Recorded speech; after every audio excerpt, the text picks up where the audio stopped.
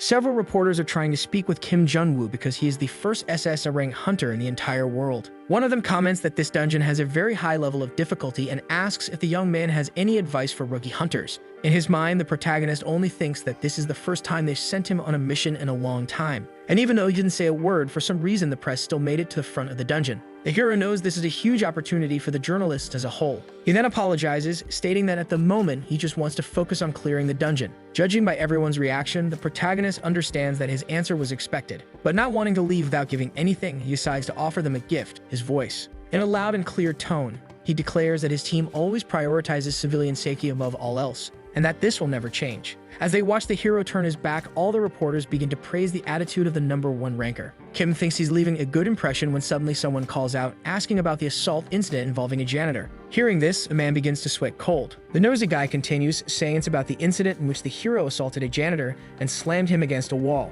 Mockingly, the kid says he's received plenty of information and is even friends with the victim. With a malicious smile, he remarks that it seems the #1 ranker is truly remarkable. After all, he can assault an elderly person and not have a single article written about it. After hearing this, all the journalists begin whispering and gossiping among themselves. Kim, for his part, is so shocked that he doesn't show any reaction at all. He simply turns around and says that it's an unpleasant rumor. Sarcastically, the gossipy kid just wishes the rank 1 good luck. Then the story begins explaining the universe, starting with the association that manages the supernatural dimension. This organization was created to protect civilians and the country from dungeons and their monsters. It ended up gathering many talented individuals with supernatural abilities and formed 4 teams. Among them is the operations team known as the Hunters, who are responsible for facing these monsters. And among these teams, Operations Team 1 is known as the Elite Squad. That's because their success rate is 100% and each member is high-ranked within the country. The leader of the team is the protagonist, who is currently irritated while reading online comments about his alleged assault on the janitor.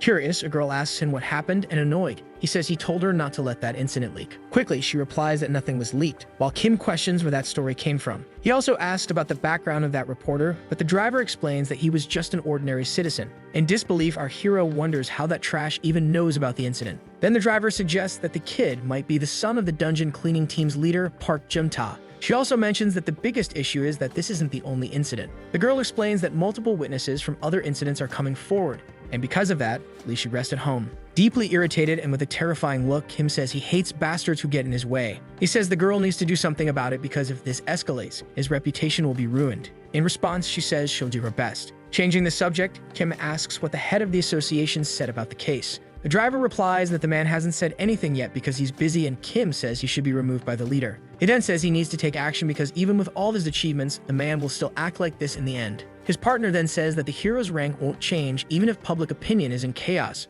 Crossing his arms, Kim recalls that after finishing the dungeon and reading the articles, his anger hit its limit. His team members panicked and tried to stop him from going after the gossiping kid. He realizes that even though he got into the car and tried to calm down, his rage hasn't subsided. In his mind, the hero begins remembering moments when he was praised and called a savior. Frustrated, he realizes that years of accomplishments became meaningless because of all this. Grinding his teeth, he wonders how someone dared to stand in his way. Interrupting the leader's inner monologue, the driver asks why he did it. In response, the protagonist says that trash grabbed him first, so the girl questions why the man would do that. She says she knows the hero doesn't like the cleaning team, but points out that this is the first time they had a direct conflict. Confused, Lee says he doesn't know and that he barely even remembers what happened. Then the hero says that once they arrive at the association, his employees should bring in that gossiping idiot so they can talk. Looking down, the leader says that this trash is trying to sabotage someone who's doing well while everyone else is busy. Suddenly, the protagonist goes silent upon seeing what's approaching. A gigantic truck appears right in front of the hero's car. Both the leader and his driver are in shock.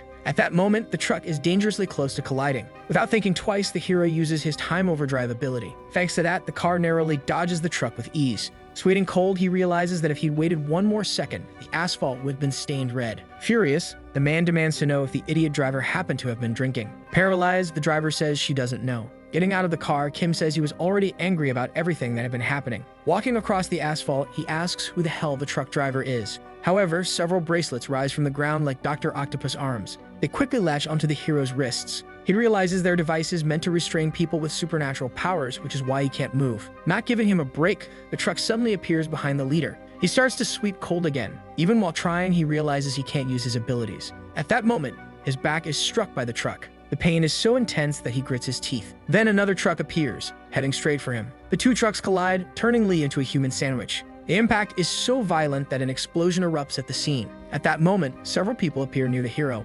Unexpectedly, the protagonist begins to laugh and says that today is truly a horrible day. With a terrifying expression straight out of Berserk, he asks who dares to challenge him. Around him, several heavily armed and armored men position themselves to face their target. Without hesitation, they begin firing. In his mind, Lee understands that this is a well-planned trap, one that would have killed any average hunter. But he's fought monsters thousands of times. All those monsters he faced were in dungeons that pushed him to the brink of life and death. At that moment, the phrase echoes in his mind, he won't die to something like this. Kneeling on the ground, he understands that this is what he had envisioned. But everything changes when he sees a supernatural weapon called Titan right in front of him. Slightly afraid and badly wounded, the hero tells the man that this is a bit too dangerous. Without letting him finish the sentence, the man strikes Lee in his most vulnerable spot. At that moment, a notification appears showing the parts of Lee's body that were hit, and the system calculates the probability of resurrection. Unexpectedly, the system simply confirms that the hero is dead. Wanting to get rid of him, the men throw his body into the water. Kim begins sinking deeper and deeper. Then the system announces that the leader has fulfilled the requirement for a secret ability due to his death. A massive glowing screen appears, stating that the secret ability is called Karma.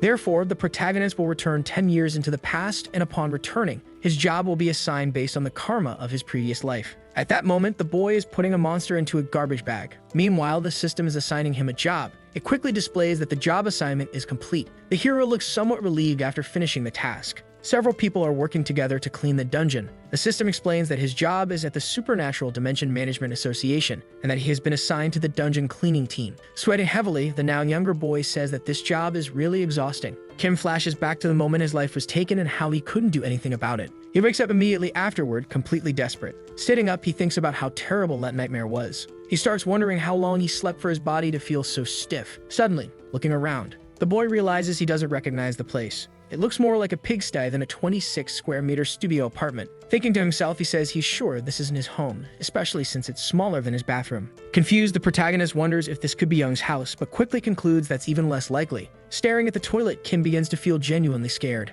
Suddenly, a message appears stating that his death has been confirmed, and that as a result, the condition to acquire the secret ability has been met. Reading the notification, the boy says it feels like something straight out of a comic book. But then, looking at himself in the mirror, he realizes his face is the same as when he was 28, 10 years ago. Sweet and cold, the protagonist decides to open the system. He then discovers that the secret ability is called Karma, which has sent him back 10 years in time and cannot be cancelled. Reading the message, Kim has no other reaction but to collapse to the floor. He finally understands that it wasn't a dream, he really did die. And because of that, he now has a new job. Grating his teeth, he remembers that at age 28, he was promoted to rank A, a rising hunter and the center of attention. But in this life, he's just a dungeon cleaner. The boy discovers that to cancel the ability, he'll need to become the Secretary General of the International Association within 4 years. That is the only condition to return to his previous life, which means if he fails, he'll be a cleaner forever and rot in that reality. We learn that the International Supernatural Association is an organization that oversees all other associations around the world, and its Secretary General holds more power than the President of the United States.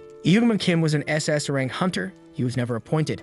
Standing up, Kim concludes that not only does he not want to do this task, it's also impossible, so he'll just ignore it. After all, no one cares about karma. He figures he can simply start from scratch and return to being a hunter. All he needs are his abilities. To his surprise, all of his abilities are locked. Suddenly, another message appears announcing that the boy has acquired a new attribute. Smiling, he says that hopefully it's something useful, only to find out it's actually a passive learning trait that makes him obsessed with cleaning. After some time, Kim manages to tidy up the filthy place he was living in. Lying on the bed, he wonders how it's possible to go from SSS rank hunter to dungeon cleaner in the blink of an eye. Not to mention the fact that all of his achievements have simply vanished. Sighing, he asks himself whether he should just accept his fate and stick with cleaning. But still holding on to the pride of his former rank, he decides that's not an option. On top of that, he needs to find out who the men were that killed him because they definitely weren't part of a regular unit. They could have been from a private guild or even someone within his own association. Suddenly, the boy's phone rings. When he answers, a man introduces himself as Park, the team leader, and asks if Kim is too busy to work today. Hearing it leaves Kim confused. The man, unaware of anything, says it's already been an hour since Kim was supposed to submit a report. Hearing the word dungeon instantly reminds the protagonist of the message about his new job.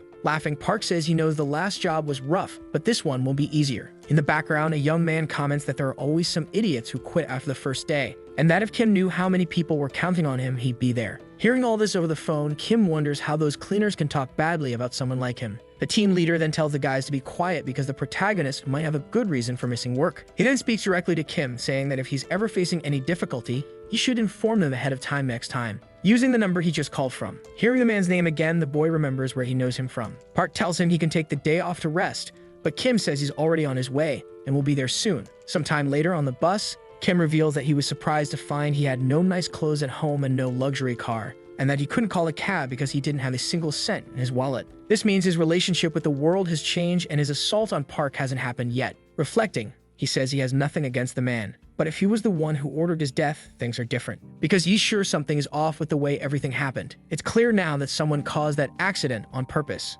And he had an anti-supernatural device prepared to prevent him from using his abilities, along with a firearm designed for anti-monster combat and supernatural subjugation called Titan. It was far too expensive for Park to afford as a janitor, but that doesn't mean he couldn't have hired someone, especially since his son also seemed to hate him. Annoyed, the boy wonders if giving someone a little shove counts as assault now. He then says the man should have understood things back when he was still calm. We're taken to the moment when the fight happened, when Park introduced himself as the leader of the dungeon cleaning team. Curious, Kim asks what business the man has with him. Park says he heard that Kim had suggested a reduction in the number of janitors, even though they're already struggling to keep up with the workload using the current team. Kim, uninterested, asks if that's all. He then quickly adds that it was merely a suggestion. He has no actual authority. Park states that everyone knows how much influence the young man holds as a hunter, and that's why he's begging him to reconsider. In his thoughts, the protagonist admits he figured the suggestion would eventually reach the cleaning team, but he didn't expect such an irritating conversation. Out loud, he asks if Park knows that lizards cut off their own tails is a very inefficient defense mechanism.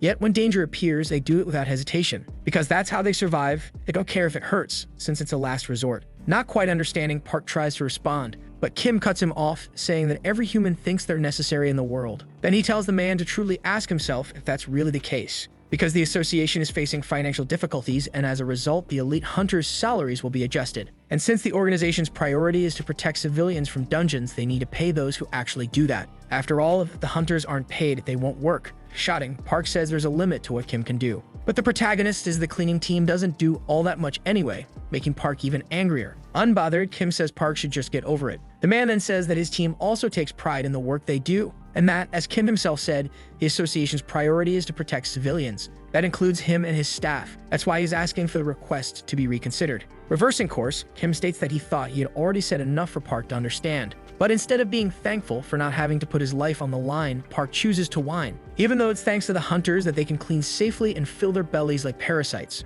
Grabbing Kim by the collar, Park demands to know what the hell he's talking about. That's when Kim uses his power to throw Park against the wall. He immediately realizes that might not have been the best move, but still thinks the man is being overly dramatic over just a little shove. Taking out his phone, he calls Young to go over and check the situation, since he can't get involved in this kind of thing. We return to the present moment in front of a yellow-level dungeon. Its boss is the Foxtrot Centipede. Standing still, Kim reflects that he really has gone back 10 years. Suddenly, Park waves and calls out to him. With a dark expression, the protagonist makes it clear that he's now convinced Park was the one who killed him, even if this team leader exists in a different version of reality. As Park approaches, Kim glances over and confirms that this is exactly how he remembers the man. A typical middle-aged guy around 50 who doesn't look capable of killing anyone. Slapping Kim on the back, the team leader cheerfully announces to the others that he knew the kid would come. Mockingly, Sang says of course he came, it's only because he got caught trying to skip out. Meanwhile, Jang remarks that last time Kim said he didn't know how to do anything, and that turned out to be true. Confused, Sugyeon asks why Park wants to bring someone else onto the team when 4 people are enough. Park replies that that's enough talk.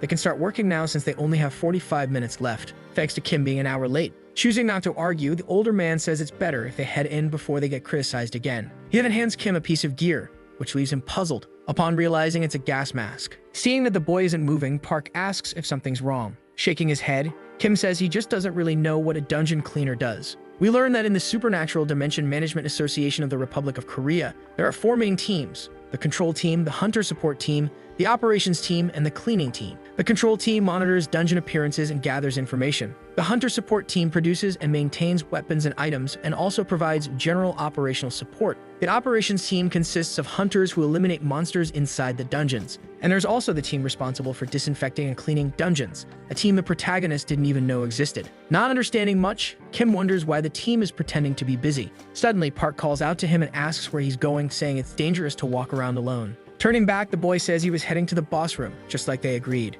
The man then says that the room isn't that way, but the protagonist disagrees, leaving the other team members a little surprised. So Yan says that if he doesn't want to go, he can just say so, while Jang says he's starting to get irritated. As the protagonist doesn't seem to care, Sang says they should just ignore him and move on, but not before handing him a map provided by the control team. We learn that a dungeon that has been cleared is mapped out by the hunters who were assigned to the operation, so there shouldn't be any chance the map is wrong. Even so, Kim insists that he's right and asks if that's really how the control team works. Eyes wide, Sang says the kid must be on drugs, but Park decides to ask how he's so sure. The protagonist says it's not confidence, and just as he's about to reveal that he's already cleared this dungeon before, he decides to stay silent since no one would believe his story anyway. Putting his hands in his pockets, he says he's ready to move forward, which only makes the others more irritated and confused. Standing next to Park, he asks what it means that only 45 minutes remain. The man explains that that's how long until the dungeon closes. Without showing much reaction, the boy processes the situation and remembers that all dungeons naturally vanish about 2 hours after being cleared.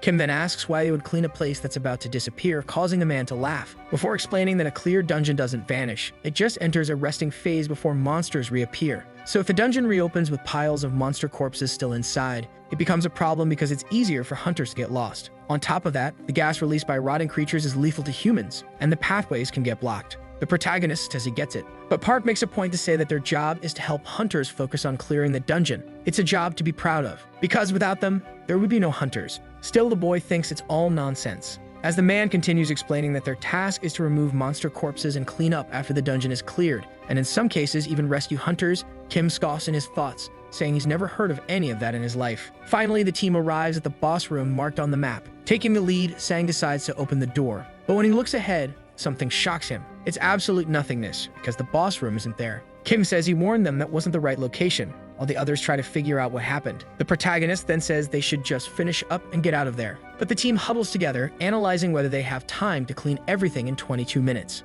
Sang says it's better to do it and get criticized, and Jang agrees, as does So-yeon. Desperate, the boy asks what they're even talking about. Park then explains that the conversation is about the remaining time to finish the job, since that's the main goal. Shouting, Kim demands to know why they do that if there are only 22 minutes left and a dungeon can take up to a year to reappear. Laughing, the man casually says that in that case, they'll be trapped inside. Frustrated, the boy says they must be out of their minds to risk their lives just to clean. But the team leader says it's nothing new, and that they'd better get moving. As he walks past the protagonist, Sang says that if the boy wasn't planning to leave, he shouldn't expect anything from him anyway. Only Kim and So-yeon remain. She stares at him firmly before walking past and following the others. Kim is furious, since in 15 years of work he never once failed to clear a dungeon, and now he's being looked down on by mere janitors. Deciding to stay, he says there's a narrow passage in that room. Turning back, Sang says that's just what they needed. But the protagonist tells him to shut up and listen. He then states that the distance from here to the boss room is 500 meters, and by the route he knows, it will take only 5 minutes running to get there. So this time, he'll lead the way, and whoever wants to follow can do so. Seeing Kim run, the team decides to just go after him. Shortly after, they arrive at the destination. Standing in front of the boss room, everyone is completely stunned to realize that it really was where the foxtrot centipede had been all along. In disbelief at the creature, which is over 10 meters long, Sang admits that the boy was right. Meanwhile, Kim observes the condition of the room and thinks the battle must have been intense with around 5 to 6 casualties. But the hunters manage to find the creature's weak spot on its hollow forehead just above the chin. The black-haired boy says there's no time left, so they need to start immediately. However, Kim blocks him from moving forward because he sensed that the giant centipede wasn't entirely dead. Shocked, the team members ask how something like that is even possible, while the protagonist finds the whole situation a pain in the neck, especially since fighting the creature without his abilities would be incredibly difficult. Yet suddenly the monster collapses to the ground completely. It turns out it just wanted to take one final breath before dying for good. Jang then says that really was surprising and asks Kim to step back since it's his first time seeing a dungeon boss up close. The boy asks what he's talking about, and the other says it's okay if Kim can't bring himself to touch the creature.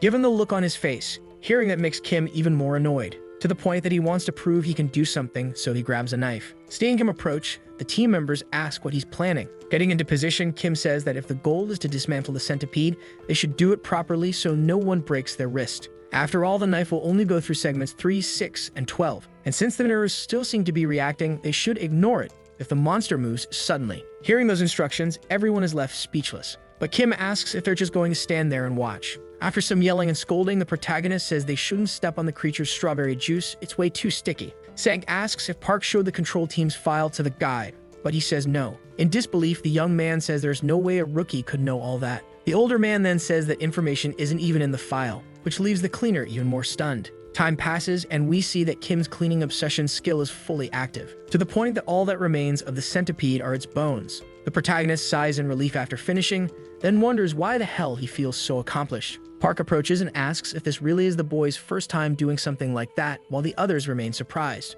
Jang says someone promising just joined the team and jokingly tells Sang to be careful. The leader then says it's time to leave since there are only 5 minutes left before the dungeon closes. So with their backpacks, the cleaning crew finishes another job. Laughing, Park says it went easier than he expected. But suddenly, some of the creature's strawberry juice starts dripping down Kim's leg, causing him to get stuck to the floor despite knowing full well to avoid it. Annoyed, he says he's fine and tells everyone to step back since the substance acts like glue even back when he was a hunter. He couldn't get free from it because he didn't yet know that heat could melt it. When the protagonist tries to use his Hellfire ability, he discovers it's still not available, which means he's really screwed now. Worried, Park asks if Jang brought the rope. Immediately, he grabs it and ties it around Kim's waist. Then everyone starts pulling as hard as they can, like it's a game of tug of war. The problem is, the boy doesn't budge an inch, and only 1 minute and 55 seconds remain before the dungeon closes. Since the trick doesn't work, Park tells the protagonist to take off his protective suit, but So Yeon says it's dangerous due to the gas level. Desperate, the man asks if the girl wants them all to get trapped in there.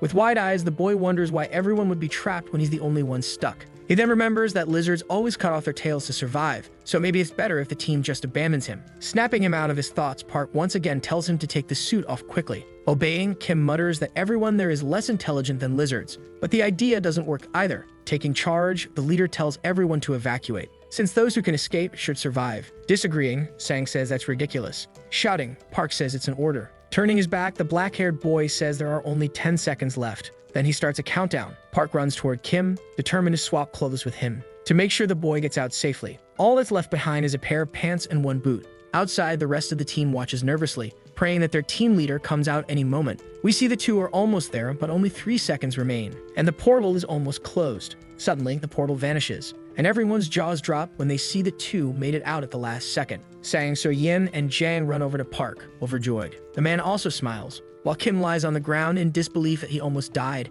in a dungeon with no monsters while cleaning. The team leader offers his hand and asks if the boy is okay, and adds that the gas level was lower than expected, and that he worked harder for his first dungeon of the day. Mouth wide open, the protagonist asks what he's talking about, only to find out that there are still 5 more dungeons left to clean. It's revealed that across the country there are 26 teams, and including freelancers, there are 11,300 registered hunters in Korea. On the other hand, there are only 5 dungeon cleaning teams, totaling 25 people. So each team must clean 33 dungeons per day, and if they're unlucky, even more than 5. Right from the very day Kim decided to go to work. At the end of the shift, someone suggests they have dinner together because of how hard the day was. Stang says he's in if Park pays, but the man replies that they'll be splitting the bill tonight. He then calls out to Kim, asking if he wants to come too, and if he'd like to eat something special, since he's the star of the night. Showing that teamwork isn't his thing, the protagonist says he's not going, catching everyone off guard since they weren't expecting a refusal. In his thoughts, the boy says he doesn't need to build any kind of relationship with those people. He tries to explain, but Park tells him he's not obligated to go. Sweating nervously, the boy insists that's not it. But giving up on talking, he just turns around and waves goodbye. The team leader is left confused but congratulates the boy on a job well done. Smiling, So Yeon says she'll see him tomorrow and tells him to be careful on the way home. This moment leaves Kim deep in thought. Later that same night, lying in bed, he thinks that it couldn't have been Park who killed him in his past life. No way that man could be so heartless, which means someone else must be holding a serious grudge. The boy recalls the rookie from the team he used to curse out, Min Yoo-jin, whom he broke up with, and Hwang from the control team whose shin he used to kick. Annoying, the protagonist wonders why there had to be so many people. Then he says it doesn't matter anymore now that he's regressed. So if he really wants revenge, he needs to get rid of the karma skill and return to his past life. But to do that, he has to become Secretary General of the International Association, which will be very difficult now that he's just a lowly janitor and has no way to join the control team. Getting up, Kim decides to open the system. He realizes there was something he missed earlier that morning, the conditions for unlocking abilities. Laughing, the protagonist says that in that case, he doesn't need to stay a janitor, only to discover that all the conditions are tied specifically to the cleaning team. Furious, the boy crushes a water bottle in his hand, because now he'll have to make the cleaning team the very air he breathes. Then, seeing the discarded bottle on the floor, his cleaning obsession skill activates, confirming that yes, this is exactly what his life has become. Unable to control himself, the protagonist gets up and starts cleaning every bit of dirt he can see, all without being able to relax for even a second. Suddenly, a message appears stating that the Super Boost ability has been unlocked because the condition of 1 full workday was fulfilled. In no time, a week goes by and Kim is now taking packed, filthy buses every morning, which means he's been cleaning dungeons for a week. We find out that in 7 days, the boy cleaned 25 dungeons, used 60 liters of bleach, dismantled 30 monsters, and unlocked a few abilities, including the one that became available after completing his first day on the job. That ability is for mobility and highly efficient, but only useful when linked to other offensive skills. And since it can only be activated in combat, it's not even usable for training. Reflecting on it, the boy concludes that it's still better than nothing. However, earning 60 million won a year and being in the #1 profession in the country are extremely hard goals to reach, especially with a job like dungeon cleaner. And even though some conditions are easy, they're still a bit abstract. One of the least complicated is increasing the association's interest, which would have been easy to meet if he were still an SS rank hunter. But in his current state, who would believe the word of a janitor? A bit lost, Kim wonders if he should try reaching out to his former team to start building connections, but quickly concludes that it won't be easy to find those people after all. Korea has over 10,000 hunters. Suddenly, as he looks out the window, the boy shouts out of nowhere, waking up the man who had been sleeping on his shoulder. He then says he missed his stop. Arriving at work, he asks why there are only 2 team members present. Sang says Kim is in no position to complain, and then explains that Park went out to buy supplies. The protagonist says they're 10 minutes late, and the boy agrees, asking why Kim himself was late then. Kim says he missed his bus stop. Smiling, the black-haired boy says he brought coffee. Thinking about it, Kim notices how much the guy's attitude has changed compared to the first day. Deciding not to take the coffee, he heads straight into the dungeon. Sang then says that actually, the dungeon hasn't been cleared yet, proving that things don't always go as fast as the protagonist would like. In his mind, Kim states that this isn't a dungeon he's cleared before, but even so, it's at most a blue-grade dungeon. So there's no reason hunters should be struggling this much to finish the job. Sitting while he waits, he mutters that they're all pathetic and idiotic. He starts thinking maybe he should go in to help, but we soon learn that was a mistake. 30 minutes later, we see the protagonist furious about something. Specifically, the hunters taking forever to come out. Suddenly, several of them begin emerging from the portal and Kim concludes they must all be D rank. Not even worth the pay they get. Then, upon seeing long, dark hair, the protagonist recognizes a very familiar face. It's the hunter Minju, who looks more like an actress than anything else. We learn that the girl used to be a direct subordinate in Kim's old team. Now with wide eyes, you can't understand what she's doing there. Noticing she's being stared at,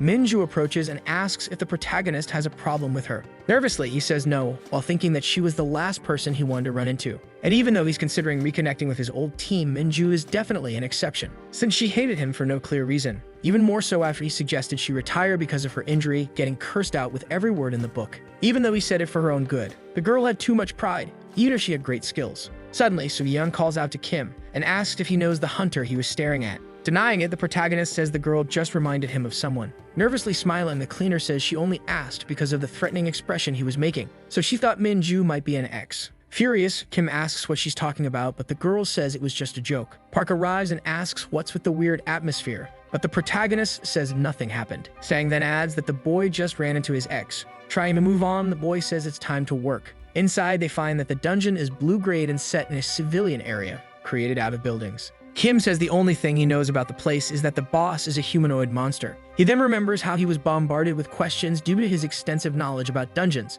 Park begins giving instructions and says it's important to check and clean every corner and crevice because of the type of dungeon. Meanwhile, the protagonist is supposed to follow him to the boss room. Sometime later, we see the team leader shocked at how human the boss appears. It's Vega, a creature that looks like a woman and is only 160 centimeters tall. The protagonist then says it's possible to carry the creature out without disassembling her, since doing so might be a bit uncomfortable. Finding that odd, Park asks why. But our boy says it's nothing, even though he feels something is off. After all, the Vega he knows isn't very dangerous as long as the hunter is aware of her quick movements. So Minju shouldn't have had so much trouble, since she's a powerful B-rank hunter, and could even be S-rank if not for her injury, as she has better sword skills than he does, which means the young woman should never have struggled against a blue-grade boss. Suddenly, Park asks why Kim is still standing there instead of helping him carry the monster. As he approaches, Kim concludes that the girl's situation no longer concerns him. But upon seeing the marks on Vega's body, he realizes something is seriously wrong there. Kim wakes up at 5 in the morning after sleeping only 2 hours, lamenting his bad luck. Even as a hunter, his schedule was never this tight.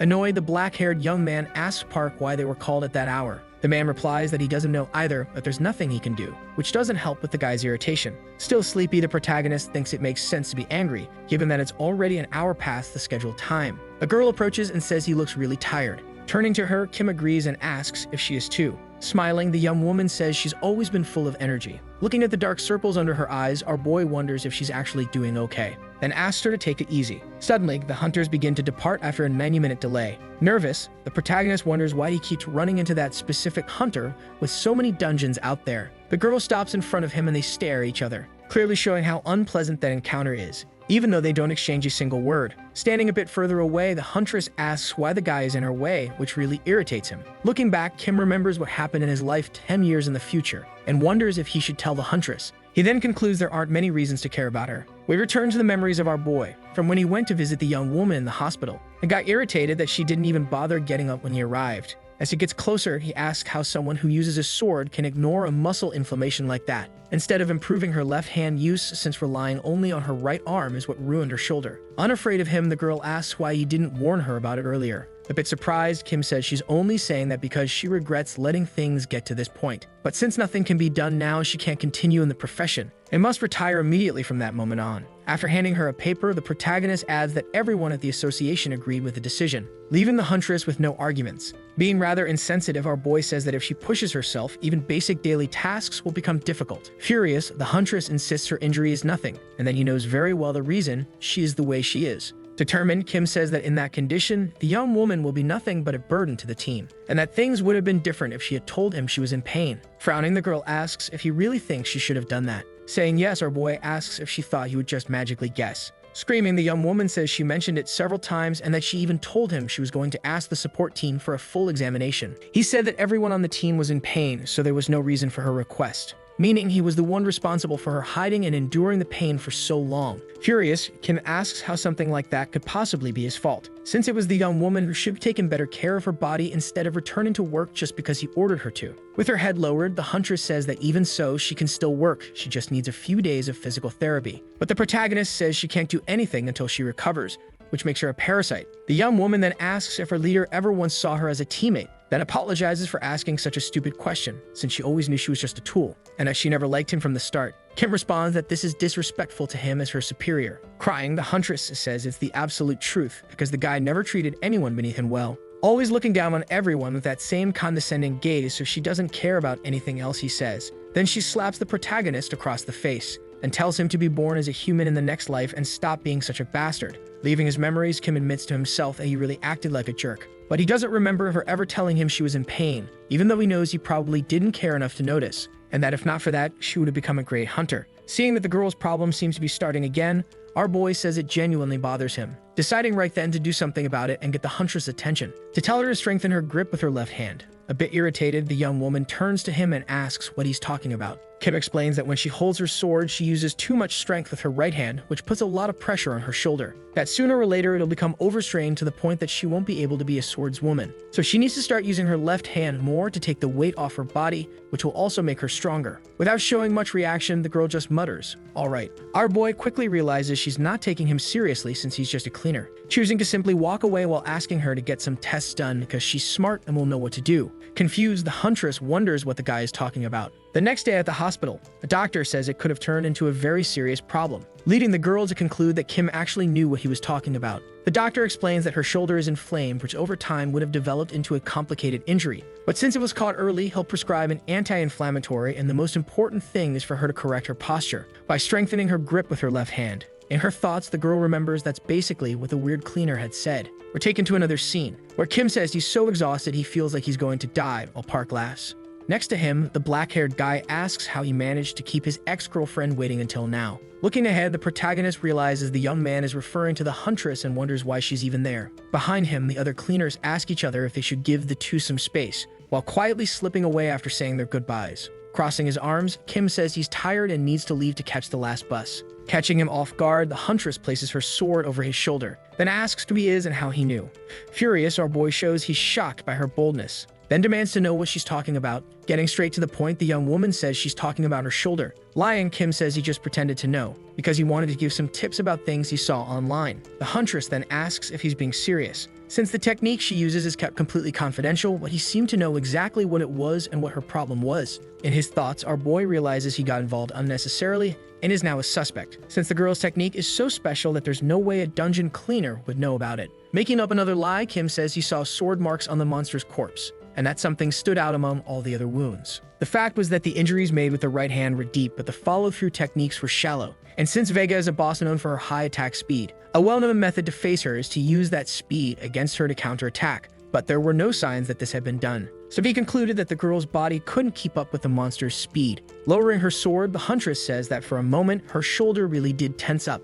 Kim then says those symptoms might be nothing in ordinary life, but he's certain that for a swordswoman, it's a different matter. Revealing in his thoughts that the reason he could give such advice is because he was the world's first SSS rank hunter. Shocked, the huntress says, just as she thought, he's a freelance hunter. Our boy then asks what kind of nonsense she's talking about. The girl says she heard that there are A-rank freelance hunters in Seoul who only reveal themselves in high-risk dungeons. The protagonist denies it, saying he's not a hunter. The girl then asks what he is. Mocking her, Kim asks if she can't tell just by looking that he's a cleaner, and that he needs to go because he has work the next day. Reflecting, he thinks that if he were a hunter, the girl would try to get something out of it, but that he's sorry to be just a dungeon cleaner now. Suddenly, the huntress says a loud thank you, making the protagonist whip around, because he never thought he'd hear that from Minju's mouth. Blushing, the huntress says something else, but we aren't told what it is. The next day in a large building, we see that the girl asked to take a break from work, which didn't make her boss very happy. Tapping his fingers on the table, the man asks if she wants to take time off just because her shoulder hurts a little,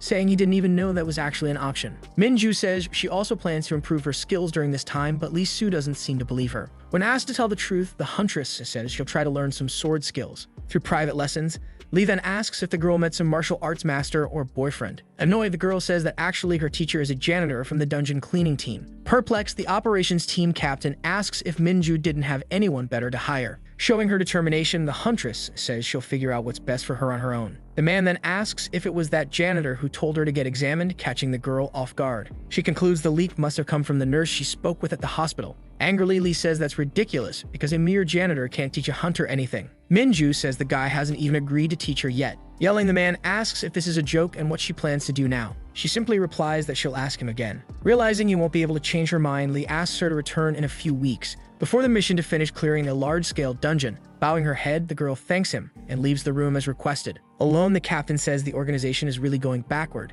and that no one can find out about this, especially the captain of Team 2. So he needs to talk to the cleaning team, even though just hearing those words makes his stomach turn. Upon being answered, a man introduces himself and asks to speak to the executive director of operations because he has something important to report. A few days after that conversation, we see someone wearing a mask coming to themselves. It's Kim, cleaning a dungeon. Further off, his colleague says he must have finally lost it. We find out the protagonist is happy because one of his skills was unlocked without him doing anything. Park approaches and says he doesn't want to interfere in the guy's personal life, but why is that young woman here with them? Kim simply says he was the one who brought her. Shouting, the man says he knows that. The protagonist explains that since they don't know when Weijang will return, he thought of bringing someone to help. Park reveals his concern is because the girl is a hunter, while the guy thinks taking Minju along wasn't really his choice.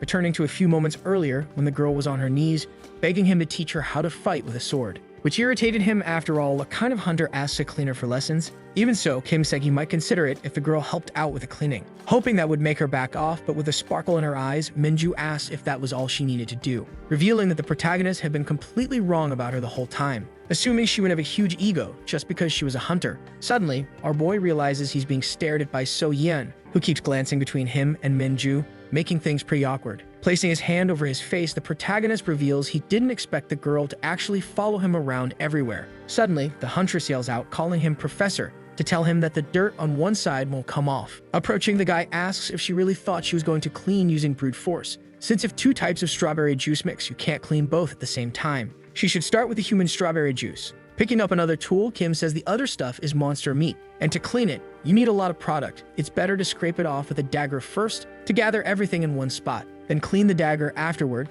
since it might end up corroded by the monster strawberry juice. After listening carefully, Minju says she understood. Watching her expression, the protagonist asks if something's wrong and if she doesn't want to do this job. Showing she's not going anywhere anytime soon, the huntress says she was just thinking about how deep cleaning really is. Approaching, Park says it looks like our boy is now a full-fledged cleaner. Suddenly, Kim's eyes widen as he thinks that there's nothing good about this situation for him to be smiling about, He used to be an SS rank hunter, and now he's proud of becoming a complete cleaner. The team leader then says the huntress is doing really well for someone who's never done this before. Watching from a distance, So Yeon doesn't seem to like any of it, but still decides not to say anything. Sometime later, we see the girl calling Minju to go with her to another part of the dungeon. Park worries about the number of corpses, but the cleaner says it's the perfect opportunity to work with a hunter, and that both of them will be back soon. The black-haired guy talks to Kim, saying he's sure Minju will win. Without hesitation, our boy says he thinks so too. Meanwhile, So Yeon wonders what she should do now, that she brought the girl there purely on impulse. In her thoughts, she tries to understand why she did something she'd never done before. Suddenly, Minju turns and says the girl looks really tired.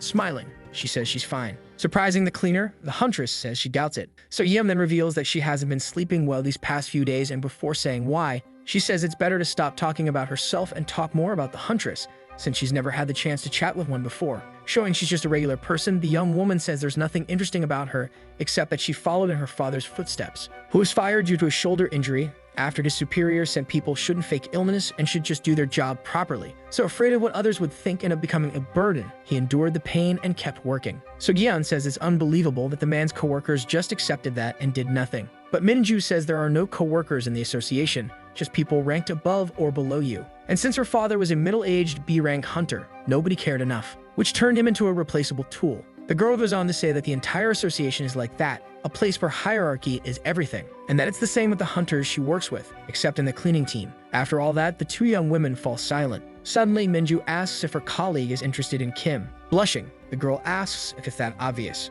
Smiling, the huntress confirms and says anyone can see it, making So Yeon even more embarrassed, as she says the guy is good at his job and has a strong sense of responsibility, even though he didn't do anything on the first day, and that he knows the dungeons and the monsters like the back of his hand, being more accurate than the information provided by the control team. Thinking about it, the huntress concludes that the protagonist is definitely not a regular cleaner, because he knows so much, which is more than enough reason not to let him slip away. Looking at So Yeon, Minju tells her not to worry because she's not interested in the guy like that. She only follows him around everywhere because she's so used to the association structure. That's why she needs to get stronger, and for that, she needs Kim's help. With wide eyes, the cleaner asks if the girl is saying that she's not the guy's ex-girlfriend. Sometime later, the trio of cleaners notices the girls returning, and that apparently the two became really close out of nowhere. Park then reminds everyone that, as mentioned before, the boss here is a monster with deadly poison, so everyone must be extremely careful not to let the substance touch their skin. Suddenly, the man asks why So Yeon seems slower than usual. The young woman replies that her uniform is uncomfortable and the gas mask is making it hard to breathe, but it won't interfere with her work. The black-haired guy then asks if it isn't time they replace their equipment. Park says he's already tried to request it, but the association just keeps saying there's no money. Turning toward the door, the man says it's better to stop chatting and go in with what they have. Inside, the group comes face to face with what used to be the boss, but is now just a disgusting green slime. Thinking to himself, Kim says that this boss is called Giant Slime, which looks like just a regular slime. But if someone is exposed to its poison for more than 5 minutes, they're done for. And since this dungeon is large, it means nothing can go wrong. After some time cleaning, the team leader asks if Kim and Sang are okay. Both say yes. Minju also says she's fine, but So Yeon doesn't respond. When Park approaches and touches the girl, she suddenly collapses, showing that the very thing Kim didn't want to happen has happened. Everyone panics when they see their teammate down. Picking her up in his arms, the man begs her to wake up and say what's wrong. Screaming, Sang says she doesn't look good at all, and that her air purifier is probably broken, given the tear in her protective suit. Blaming himself, the protagonist says he should have told her to be more careful, because now it's too late. There's no way the support team can get there within 5 minutes to apply the antidote. We learn that when someone is poisoned by a giant slime, they feel unbearable pain all over their body before the worst happens. Without moving, the protagonist calls out to Minju, who responds immediately. He then asks her to grab her sword, which terrifies the swordswoman. Furious, the team leader and the black-haired guy ask what his problem is, and then if something happens to So Yeon, it won't just stand by. But the protagonist insists that the hunter hurry. Sometime later, we see him telling Minju that it's not difficult. She just needs to make a quick cut, but not on the poisoned girl, on him. Completely confused, Park begs the guy to obey him, saying the girl is in terrible shape. Even without knowing the reason behind the request, the swordswoman decides to do what the protagonist asked. She then extends her right arm to summon her weapon, causing a bright blue light to radiate through the whole area. At the same time, her ability is activated. With wide eyes, Kim says he didn't ask her to use any ability. But it's already too late. The huntress quickly approaches and strikes him, while our boy silently prays that his plan will work. A message appears saying a targeted attack on the user has been detected, and that combat mode will now activate. Even in great pain, the protagonist says he'll go ahead to bring So-yeon to the support team and meet the others afterward. Shouting, Park asks what he's talking about. Going from there to the support team would take 30 minutes by car. Suddenly, amid flashes of light, the protagonist and the young woman simply vanish. Through the door, we see Kim running with So-yeon on his back, all thanks to his hyper-boost ability. In his thoughts, the protagonist says he has to hurry. Only 3 minutes left. We return to the Hospital of the Republic, where Park, with tears in his eyes, says thank you to the doctor, who says it was extremely dangerous and that they were lucky to arrive just in time. Looking at the protagonist, the man asks if he is. Without letting him answer, the guy introduces himself. So the doctor asks that before he leaves, he stopped by the front desk to pay for the stitches he received. Next, we see So-yeon smiling at her teammates who don't look very happy. Sang then says the girl really likes making them worry, while Park says she should have told them something was wrong. Angrily, the black-haired cleaner asks how old their equipment even is. After being scolded by the leader, the guy says he has every right to complain because not changing protective gear for over a year is too much. He then yells, asking if he's saying anything that isn't true. Noticing Minju's presence, Sang says he's not trying to say it's the hunter's fault. Park then tells So-yeon she should take the chance to rest while he takes care of the incident. Out of nowhere, Kim begins leaving the room and when asked, says he's going to get some fresh air. Thinking as he walks, he says the girl had an accident because of old equipment. Then admits that his plan worked even better than he expected. So now is the perfect time to suggest a budget increase for the cleaning team. Since if he pressures the association using this incident, they'll have no choice but to provide support. Back in the room, So-yeon asks what's wrong with Kim. Park says the guy is probably just upset. Worried, the girl says it's all her fault for causing trouble. But her leader says that's not it at all, then reveals that the guy got hurt. And even though he's hot-headed, it's clear he cares about his teammates. Hearing everything, Minju thinks to herself that she really has a lot to learn from the guy who sacrificed his own body just to save someone. Sang then says the more he pays attention to the protagonist, the stranger he seems, since he saved the girl using an ability, something he's never seen a cleaner do. When she finds out Kim saved her, So-yeon regrets not having thanked him. Turning, Park decides to ask the huntress what she thinks of the guy. With a hand on her chin, the young woman says he seems like a good person, and his face is totally her type. A bit embarrassed, the man says he actually meant from a hunter's perspective. Looking him straight in the eye while blushing, the girl says now she gets it. The team leader then says it's a waste of talent for Kim to be just a cleaner, considering how many techniques he knows. Minju asks if the man is wondering whether the guy has a chance to transfer to the operations team. Park confirms, and the young woman says the guy is definitely far ahead of most hunters in terms of experience and knowledge. But the problem is that the protagonist is part of the cleaning team. Hearing that makes Sang irritated, but the huntress says she's not trying to say Kim can't move up in life. In fact, it's the opposite, because she, as a B-rank hunter, can't even measure the guy's true skill level, yet he still chose to be a cleaner. Surprised, Park asks if Minju is saying the guy chose that job. She says yes, since she can't think of any other reason. The man then asks why Kim would do that. Taking a guess, the huntress says he probably has amazing skills but doesn't want to get involved in the hierarchy of the association or the hunters, so he shows the camaraderie of the cleaning team instead. Park then says that if that's the case, he won't bring up the department transfer again. Ruining the mood, Sang says that if the guy cares so much about his teammates, then he must have gone to the association to complain about the accident, which makes Minju worried. Meanwhile, there's the protagonist, standing in front of Si-min Shuk, the director of the Seoul branch of the Supernatural Dimension Management Association. The man asks who the guy is, and he replies that he's a cleaner. Si-min then asks if the young man is really requesting a salary increase for the cleaning team. Upon hearing a yes, the man starts tapping his fingers on the table,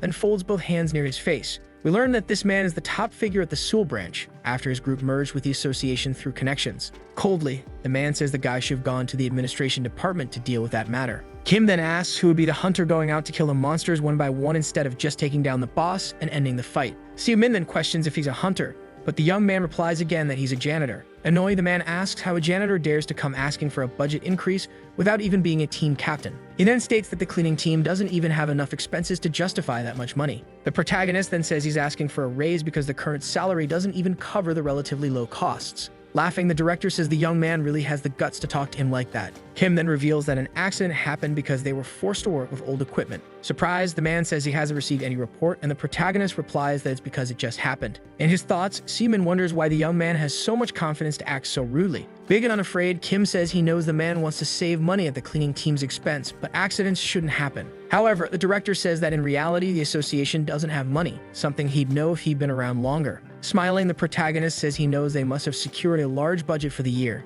in the billions, where 70% went to the operations team. Stammering, the man asks how he knows that. Without answering, our boy says he knows the association won't use all the money and should give it to those who need it. Mouth agape, Seaman asks who the young man really is. With a smirk, the protagonist says for the third time that he's just a janitor. and that as the branch director, the man should consider his own position, since it's only been 2 months since he got promoted. Given how poorly the cleaning team is already treated, it would be bad if citizens found out about the accident. Irritated, the director asks if that's a threat, but the young man says he's just stating the facts. Cornered, Seaman says he understands the situation, then asks how much of an increase Kim wants, and our boy says the director can choose, since only a budget increase is mentioned as the condition to unlock the ability. Turning his back, the protagonist says he's leaving now, but the man asks him to wait, because he wants to know if he knows the hunter Minju. Intrigued, the protagonist asks why. Smiling, Seaman says that apparently that's a yes, and in that case he'll review the raise and get back to him later. Kim says that's fine while wondering what that was all about. As soon as the young man leaves, the director decides to make a call, showing he didn't believe the janitor's story.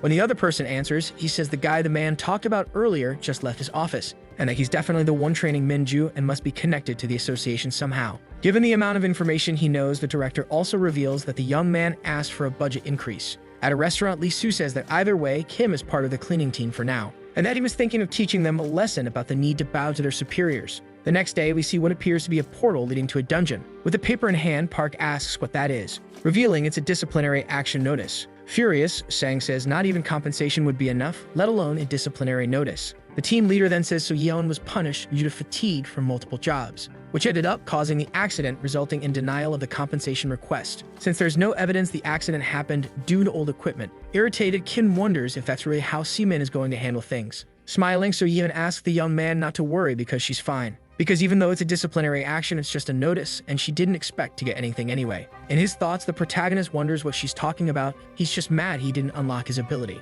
Approaching, Sang says even so, he sees the young man differently now, because he heard Kim was very brave and went to speak to the director face to face. Very confused, Kim again wonders in his mind what these people think of him. But the group starts to walk away as Park says they need to think about the young man's good heart and work hard. Before following them, our boy tries to understand why the higher-ups decided to go to such extremes. Suddenly, Minju interrupts his thoughts by asking if all of this is her fault, since when she asked for vacation, she told the captain about the cleaning team. And because he's older, he must have seen it negatively and decided to teach her a lesson. With wide eyes, the protagonist asks what the name of the young woman's captain is. Intrigued, the hunter says the man is the first captain of the control team and his name is Lee Soo-yeon. We find out that Lee achieved that position through connections and without any talent. With a small grin, the protagonist says he knows the man and that this was to be expected. Picking up the pace, he calls Park's attention to inform him that he'll be using his day off. We're taken to Samseong Station, where a couple is walking down the street on their way to find a place to eat. Suddenly, a massive explosion occurs, and a dungeon appears right in the middle of the city to the despair of everyone nearby. Face to face with the portal, Kim smiles and says it's been a while since the last time.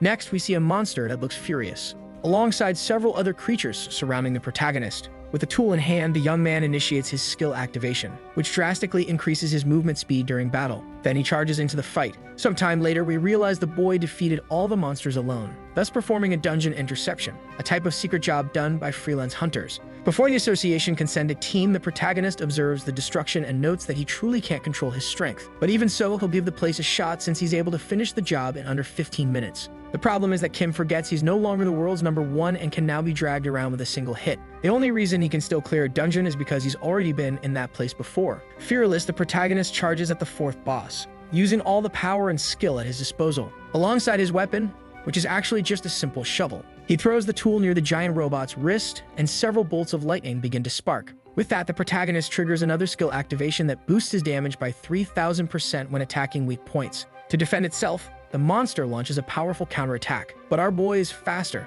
Suddenly, there's a massive explosion. With another victory, we learn this is the 4th dungeon Kim has cleared in a single day. And since an operations team hunter clears this amount in a week, he's doing pretty well. Upon leaving the place, he overhears 2 guys commenting that the association lost 4 dungeons to an unknown individual. So now they'll have to stand guard. Noticing the protagonist, the men say he won't get away once he's caught, since doing this can result in either dismissal or a fine if the person is lucky enough to escape. After finishing another dungeon, Kim says he'd love to see the hunter's shocked expressions. But after 2 days off, he realizes the one with the shocked face is himself. When he returns to work and comes face to face with Lee Soo. Approaching, Park asks what the man is doing there. He replies that it's a field trip, since it's sometimes necessary to interact with other teams to build camaraderie, then states that no one there should worry about his presence and should just work as usual. In his thoughts, the protagonist says that visit can only mean the man suspects he's behind the interceptions. Trying to ease the tension, the team leader says that in that case, he'll go get protective gear for Lee. who replies that there's no need since he'll keep his distance. Sometime later, we see that cleaning will take longer than expected. Kim agrees with Sang and says it'll be fine, then asks Minju to bring more supplies and another mop. Park asks So Yeon about the gas level, and the young woman says it's at 150 micrograms per square meter, which means the creatures are decomposing very quickly. The protagonist asks Sang for help, who says he'll need to mop again. Clearly annoyed, Lee thinks to himself that the team is just pretending to be busy because he's there. So he decides to toss bait and calls out to Minju to ask if there's been any intersection in the past 2 days. In a panic, Kim thinks that since the young woman believes she's a hunter, she might connect the dots, just like everyone else. Without stopping his cleaning, our boy wonders if the man is trying to read the room, which is not good at all. Minju shows she doesn't know anything and says that in that case, the buzz among the hunters must be huge. Lee says it's more or less, but the association is keeping an eye on the suspect, and the person who catches the interceptor will receive a major reward. If it's a hunter, they'll get bonus points in the rank evaluation. And if another team catches them, there will be a personnel transfer, which means that if the cleaning team catches the interceptor, they could move to another team. So if anyone has been missing over the past 2 days and they know them, they must report it immediately. Still crouched, Kim thinks it's over now. But that's how it is, he'll see who wins faster, even knowing Lee isn't stupid despite lacking talent. Suddenly, Park calls out to the protagonist to ask if he's okay, since he got hurt the day before. Even though Park told him to be careful while dismantling monsters, So Yeon catches on to the plan and plays along, as does Sang, who says he knew this would happen the moment the young man started singing while working. Turning to Lee, Park says that unfortunately, none of them know anyone suspicious. Agreeing and playing dumb, Sang says it's truly a shame because they love to switch teams. But if they discover anything, they report it immediately. Confused, Lee wonders if these people have lost their minds over cleaning, while Minju watches everything from afar with a smile on her face. We cut to the association building, where Lee is yelling on the phone with the director, claiming he's sure the janitor is the one behind the interception. However, Si-min says they should simply increase the cleaning team's budget. This enrages the operations team captain, whose biggest goal was to ruin the young man. Staying composed, the director says they've messed with the wrong person, because the janitor isn't normal. When he starts to say what Kim's real deal is, all we see is Lee in complete shock. Meanwhile, somewhere else, we see a child telling their mother that the man behind them is covered in strawberry juice. Hearing nothing, the protagonist is smiling, satisfied that he got the budget he needed through the interceptions. We return to the conversation between Lee and the director, who says the association received a donation to the support fund. In the name of the cleaning team, furious, the captain says that only proves the janitor is responsible. But Si-min asks if he seriously thinks that makes sense, since someone with abilities wouldn't choose to stay in the cleaning team. At least that's not something he would do. Stammering, the captain agrees. The director then says there are more strange things, like how the young man came directly to him and knew everything about the association, and that only shows there's something in the cleaning team that shouldn't be there. On the other end of the line, Lee says he understands everything now, while Si-min states that without a doubt the young man is someone inside the association, connected to someone powerful, like the president, for example, who also doesn't like him very much. Grinding his teeth, the captain concludes that's why everyone on the cleaning team covered for Kim, since they surely know the boy is linked to the president. On the other end, Si-min says it's better to do the job properly, since they can't predict what will happen to the man if he falls.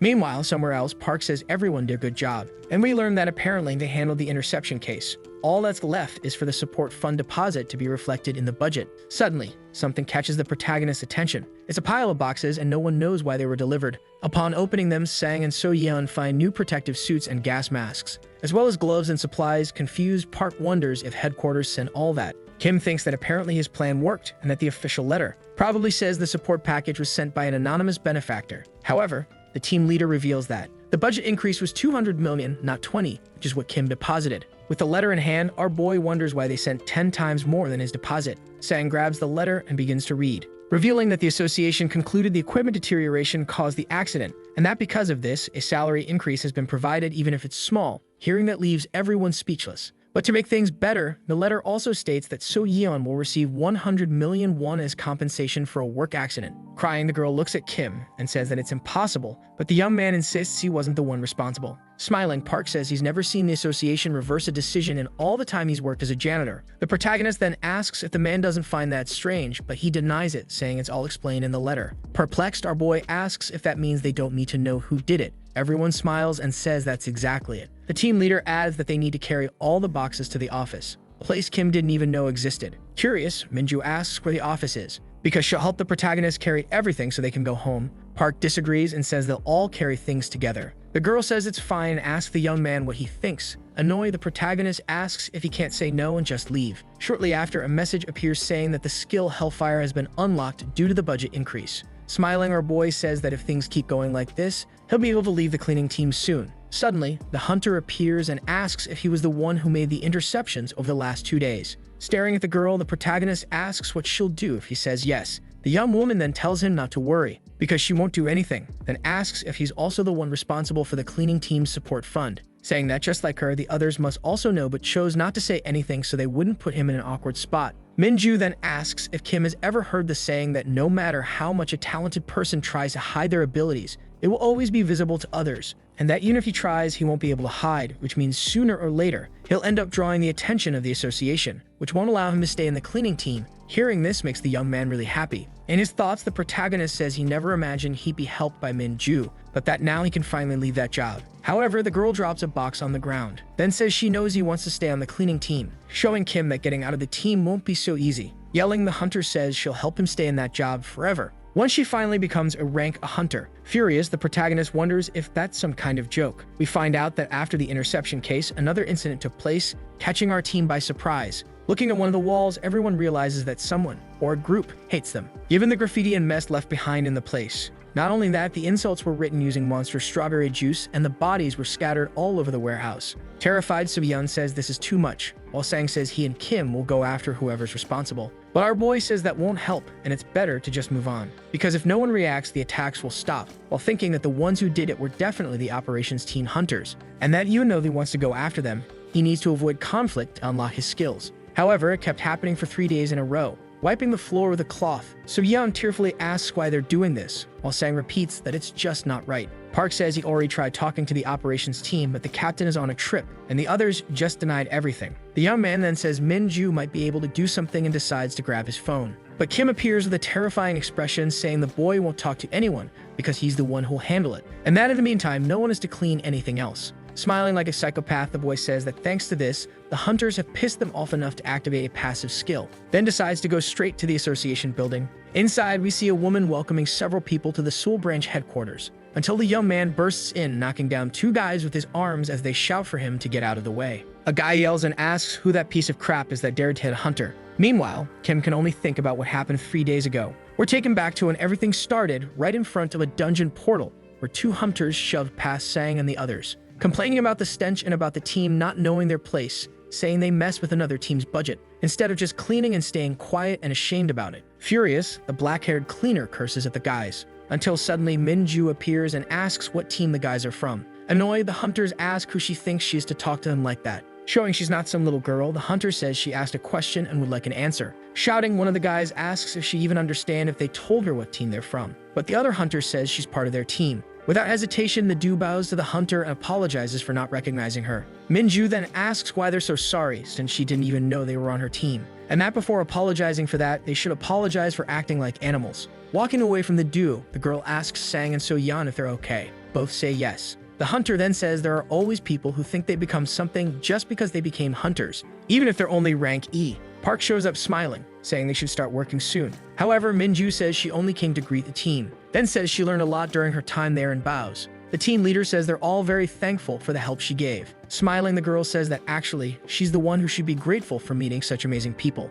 So Yoon can't hold back and starts crying, then asks the young woman to come by from time to time to visit them, showing they really grew close. Watching the farewell, Kim reveals he was the only one who wasn't sad, because he was the one who asked Minju to leave. We go back to the moment when the young man told the hunter, who was quite shocked but quickly understood it meant he was going to train her. After that, the protagonist, using all his knowledge and experience, created a dungeon attack schedule, so the young woman could reach rank within half a year. And since his current self can't build a career like in his past life, he plans to turn Minju into the best hunter and use her as a tool to negotiate with the association, revealing that even given a second chance at life, his mindset hasn't changed. After writing down all the instructions, the hunter calls out to the young man, who asks what it is. With a wide smile, Minju says she just wanted to thank him for everything, and that even if it never happens, she wants to make it clear that if he ever needs help, he can call her anytime. We find out that it was after the girl left that the attack happened. Back at the association building, 2 hunters are sitting and laughing at Park, who went there to ask for someone to look after the cleaning team. One of the guys asks how such an insignificant team dares to keep an eye on the hunter team's budget,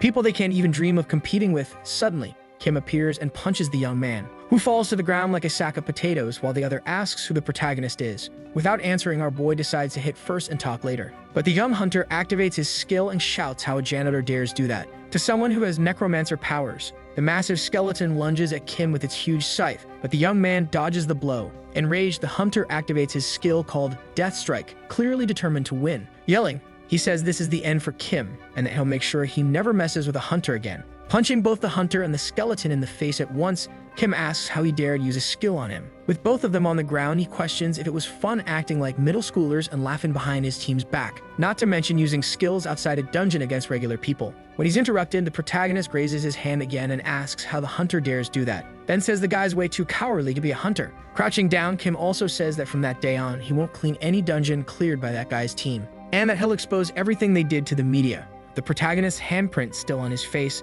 the hunter says the association won't let this slide. With a dark expression, our boy asks if he really thinks the organization would cover it all up for a measly ranky hunter, then adds that if he wants to keep his job, he'd better go find the cleaning team and apologize on his knees, unless he'd prefer to face him inside a dungeon. Suddenly, Lee appears and asks what's going on there, surprising the three young men, who immediately turn their attention to him. Mouth agape, Kim wonders why the captain is there instead of on a trip, like they told Park. Smiling, the man asks what Mr. Janitor is doing there, and if the budget that was sent the other day wasn't enough. Pointing at the hunters, the protagonist says both of them have been causing trouble in the dungeons, like writing insults on walls and throwing monster corpses around. One of the guys stands up and says it's all lies, but he gets slapped by the captain for calling the protagonist lazy. Smiling, the man approaches Kim and says he'll apologize on behalf of the hunter. Even though he doesn't understand any of it, our boy asks Lee to please be more careful in the future, leaving the room right after as the captain tells him to take care. Glancing sideways, the protagonist adds that it would also be nice if those guys never showed up in front of him again, bringing an end to all that mess,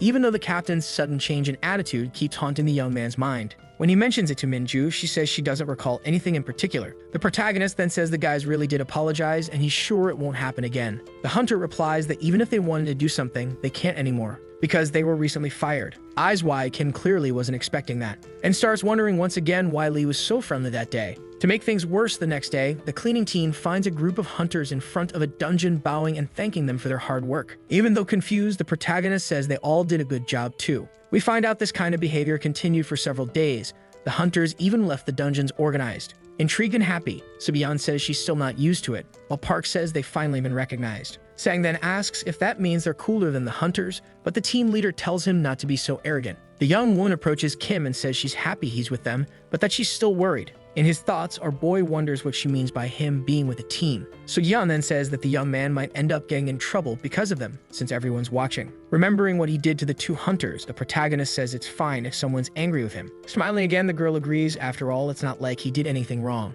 Sang jumps into the conversation and says he still doesn't get it, since the young man asked the director for a raise, stood up to the hunters, and now Team 1 from operations is keeping an eye on them, as if Kim were someone really important, someone even the higher-ups can't touch. The statement catches the protagonist off guard. Still, he just laughs, then asks them to stop fooling around and get back to work, while thinking there's no way his teammate is right. We return to Lee, who doesn't seem well at all. In his office, someone asks if it's true he's keeping an eye on the cleaning team, and that Team 1 from operations was placed to monitor them.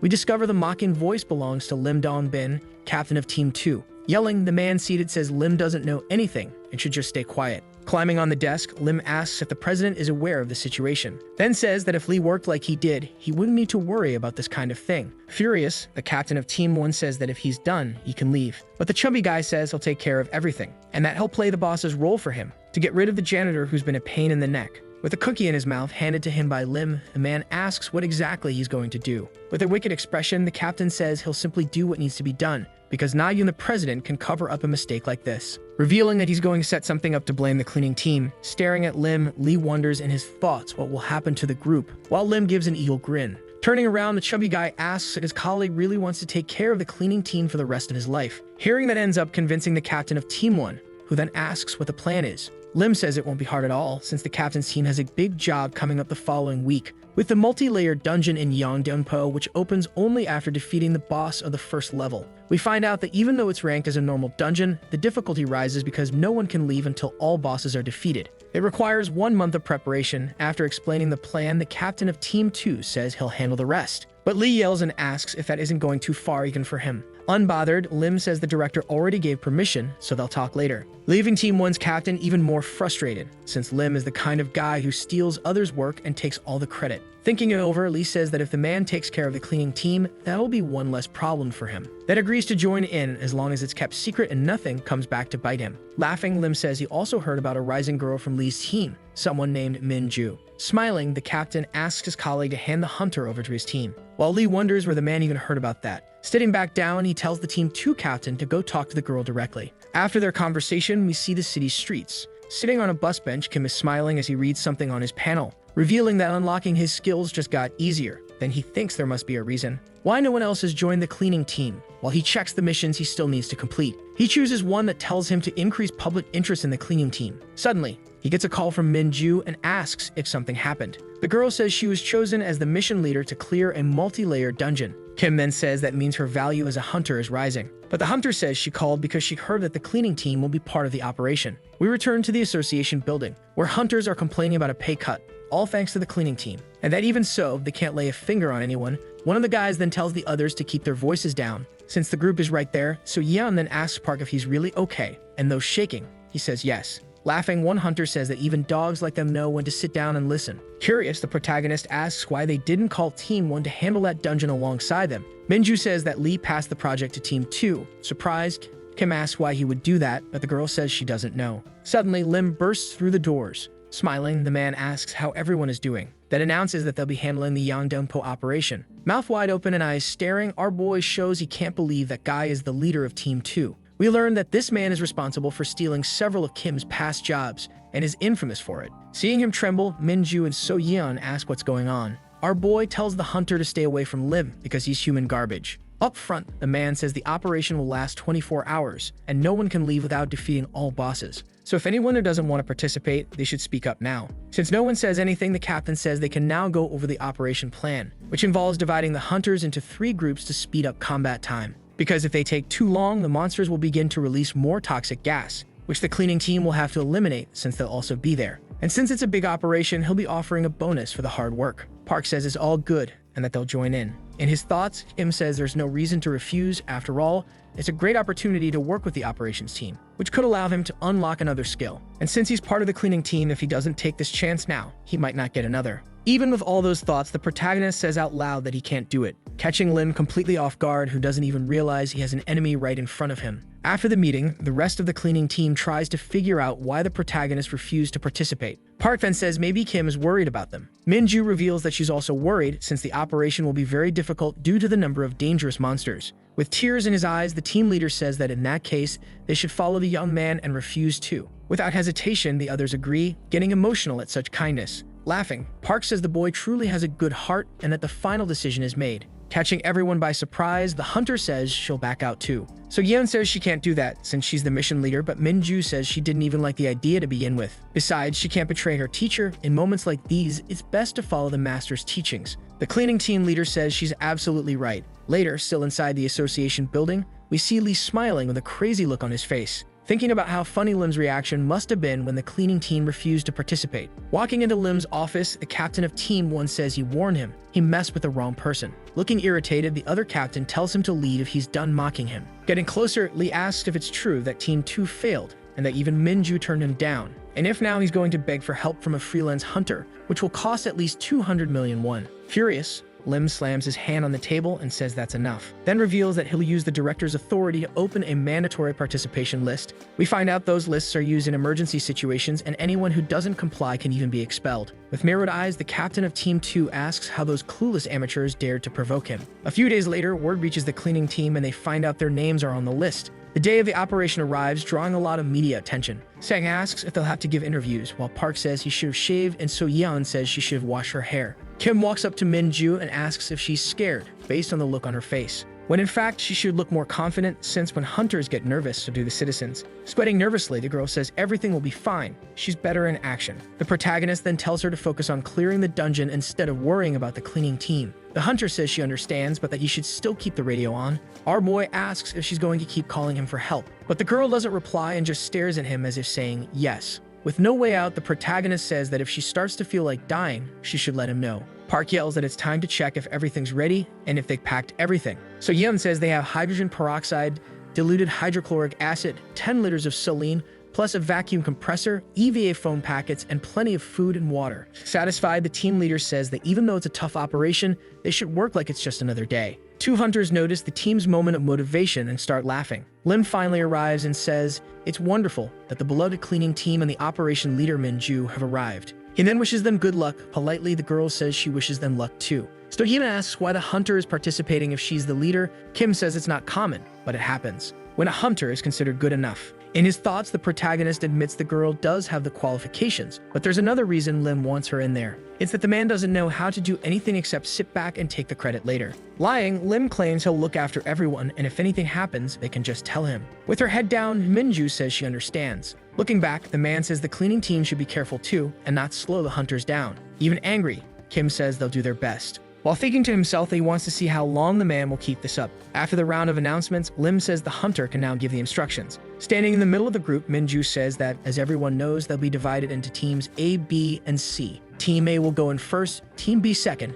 and Team C third, advancing always in the same direction over and over again, without worrying too much about the cleaning team who already know how a dungeon works. So, if anything happens, they should just ask a member for help. Hearing that leaves the hunters stunned, as well as Kim, who wonders in his thoughts why Min-ju said that. Lim says the girl must be so nervous that she confused the cleaning team with the operations team. The young woman doesn't agree with him and simply says they need to double-check everything. Sometime later, we see everyone entering the site to begin cleaning the dungeon. A while after that, we see our beloved team in action, cleaning up all the mess and filth left behind by the hunters. So Yeon says she was a little scared at first, but now it all looks pretty easy. Sang then says he wishes he could see the hunters in action, saying it doesn't make sense for them to be kept away. Laughing, Park says that now that they've finished dissecting the monsters, they can start cleaning the rest. Since the gas can't be allowed to spread until the hunters finish the dungeon, the monster parts need to be bagged. We learn that normally the team burns the monster corpses, but for this operation, that won't be possible. So they'll place the monster pieces in vacuum bags filled with the chemical substance to help with decomposition. While working, Sang says it's super disgusting to do it like this,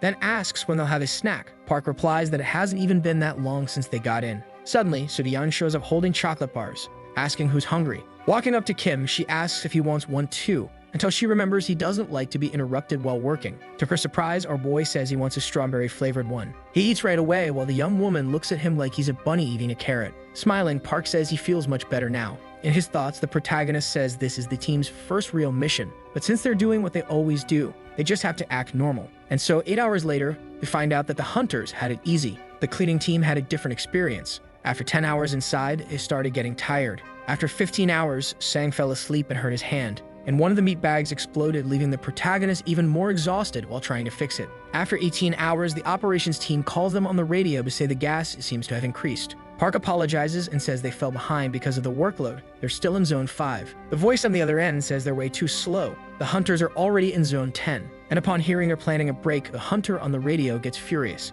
Kevin grabs the radio and says everyone is extremely tired. They simply can't move forward right now. The hunter says a break in the operation isn't possible, and the protagonist asks how they expect the team to continue if everyone is exhausted. Coldly, the hunter says that's the cleaning team's problem, and they should deal with it. Boldly, Kim tells him to send some of the idle hunters to help out. But the young man refuses and asks if they look like janitors. Furious, our boy curses at him and demands to speak with the boss immediately. Lim arrives quickly and asks why they aren't handling everything themselves if they claim they could, and why Kim is even standing there instead of cleaning. The protagonist then asks where Min-ju is. The man doesn't answer and instead asks why he wants to know. Our boy says his team has been working for 18 hours straight and they're not machines. But Lim doesn't care and asks if the boy is saying he doesn't want to do his job anymore. Then shouts that apparently there's a weakling around who thinks he has the right to delay an operation that hunters worked for weeks to prepare for. Being cruel, the captain declares that the team will no longer receive their bonus for neglecting their duties and failing to follow instructions. Things he absolutely cannot let slide, because he is the one responsible for the cleaning team's actions.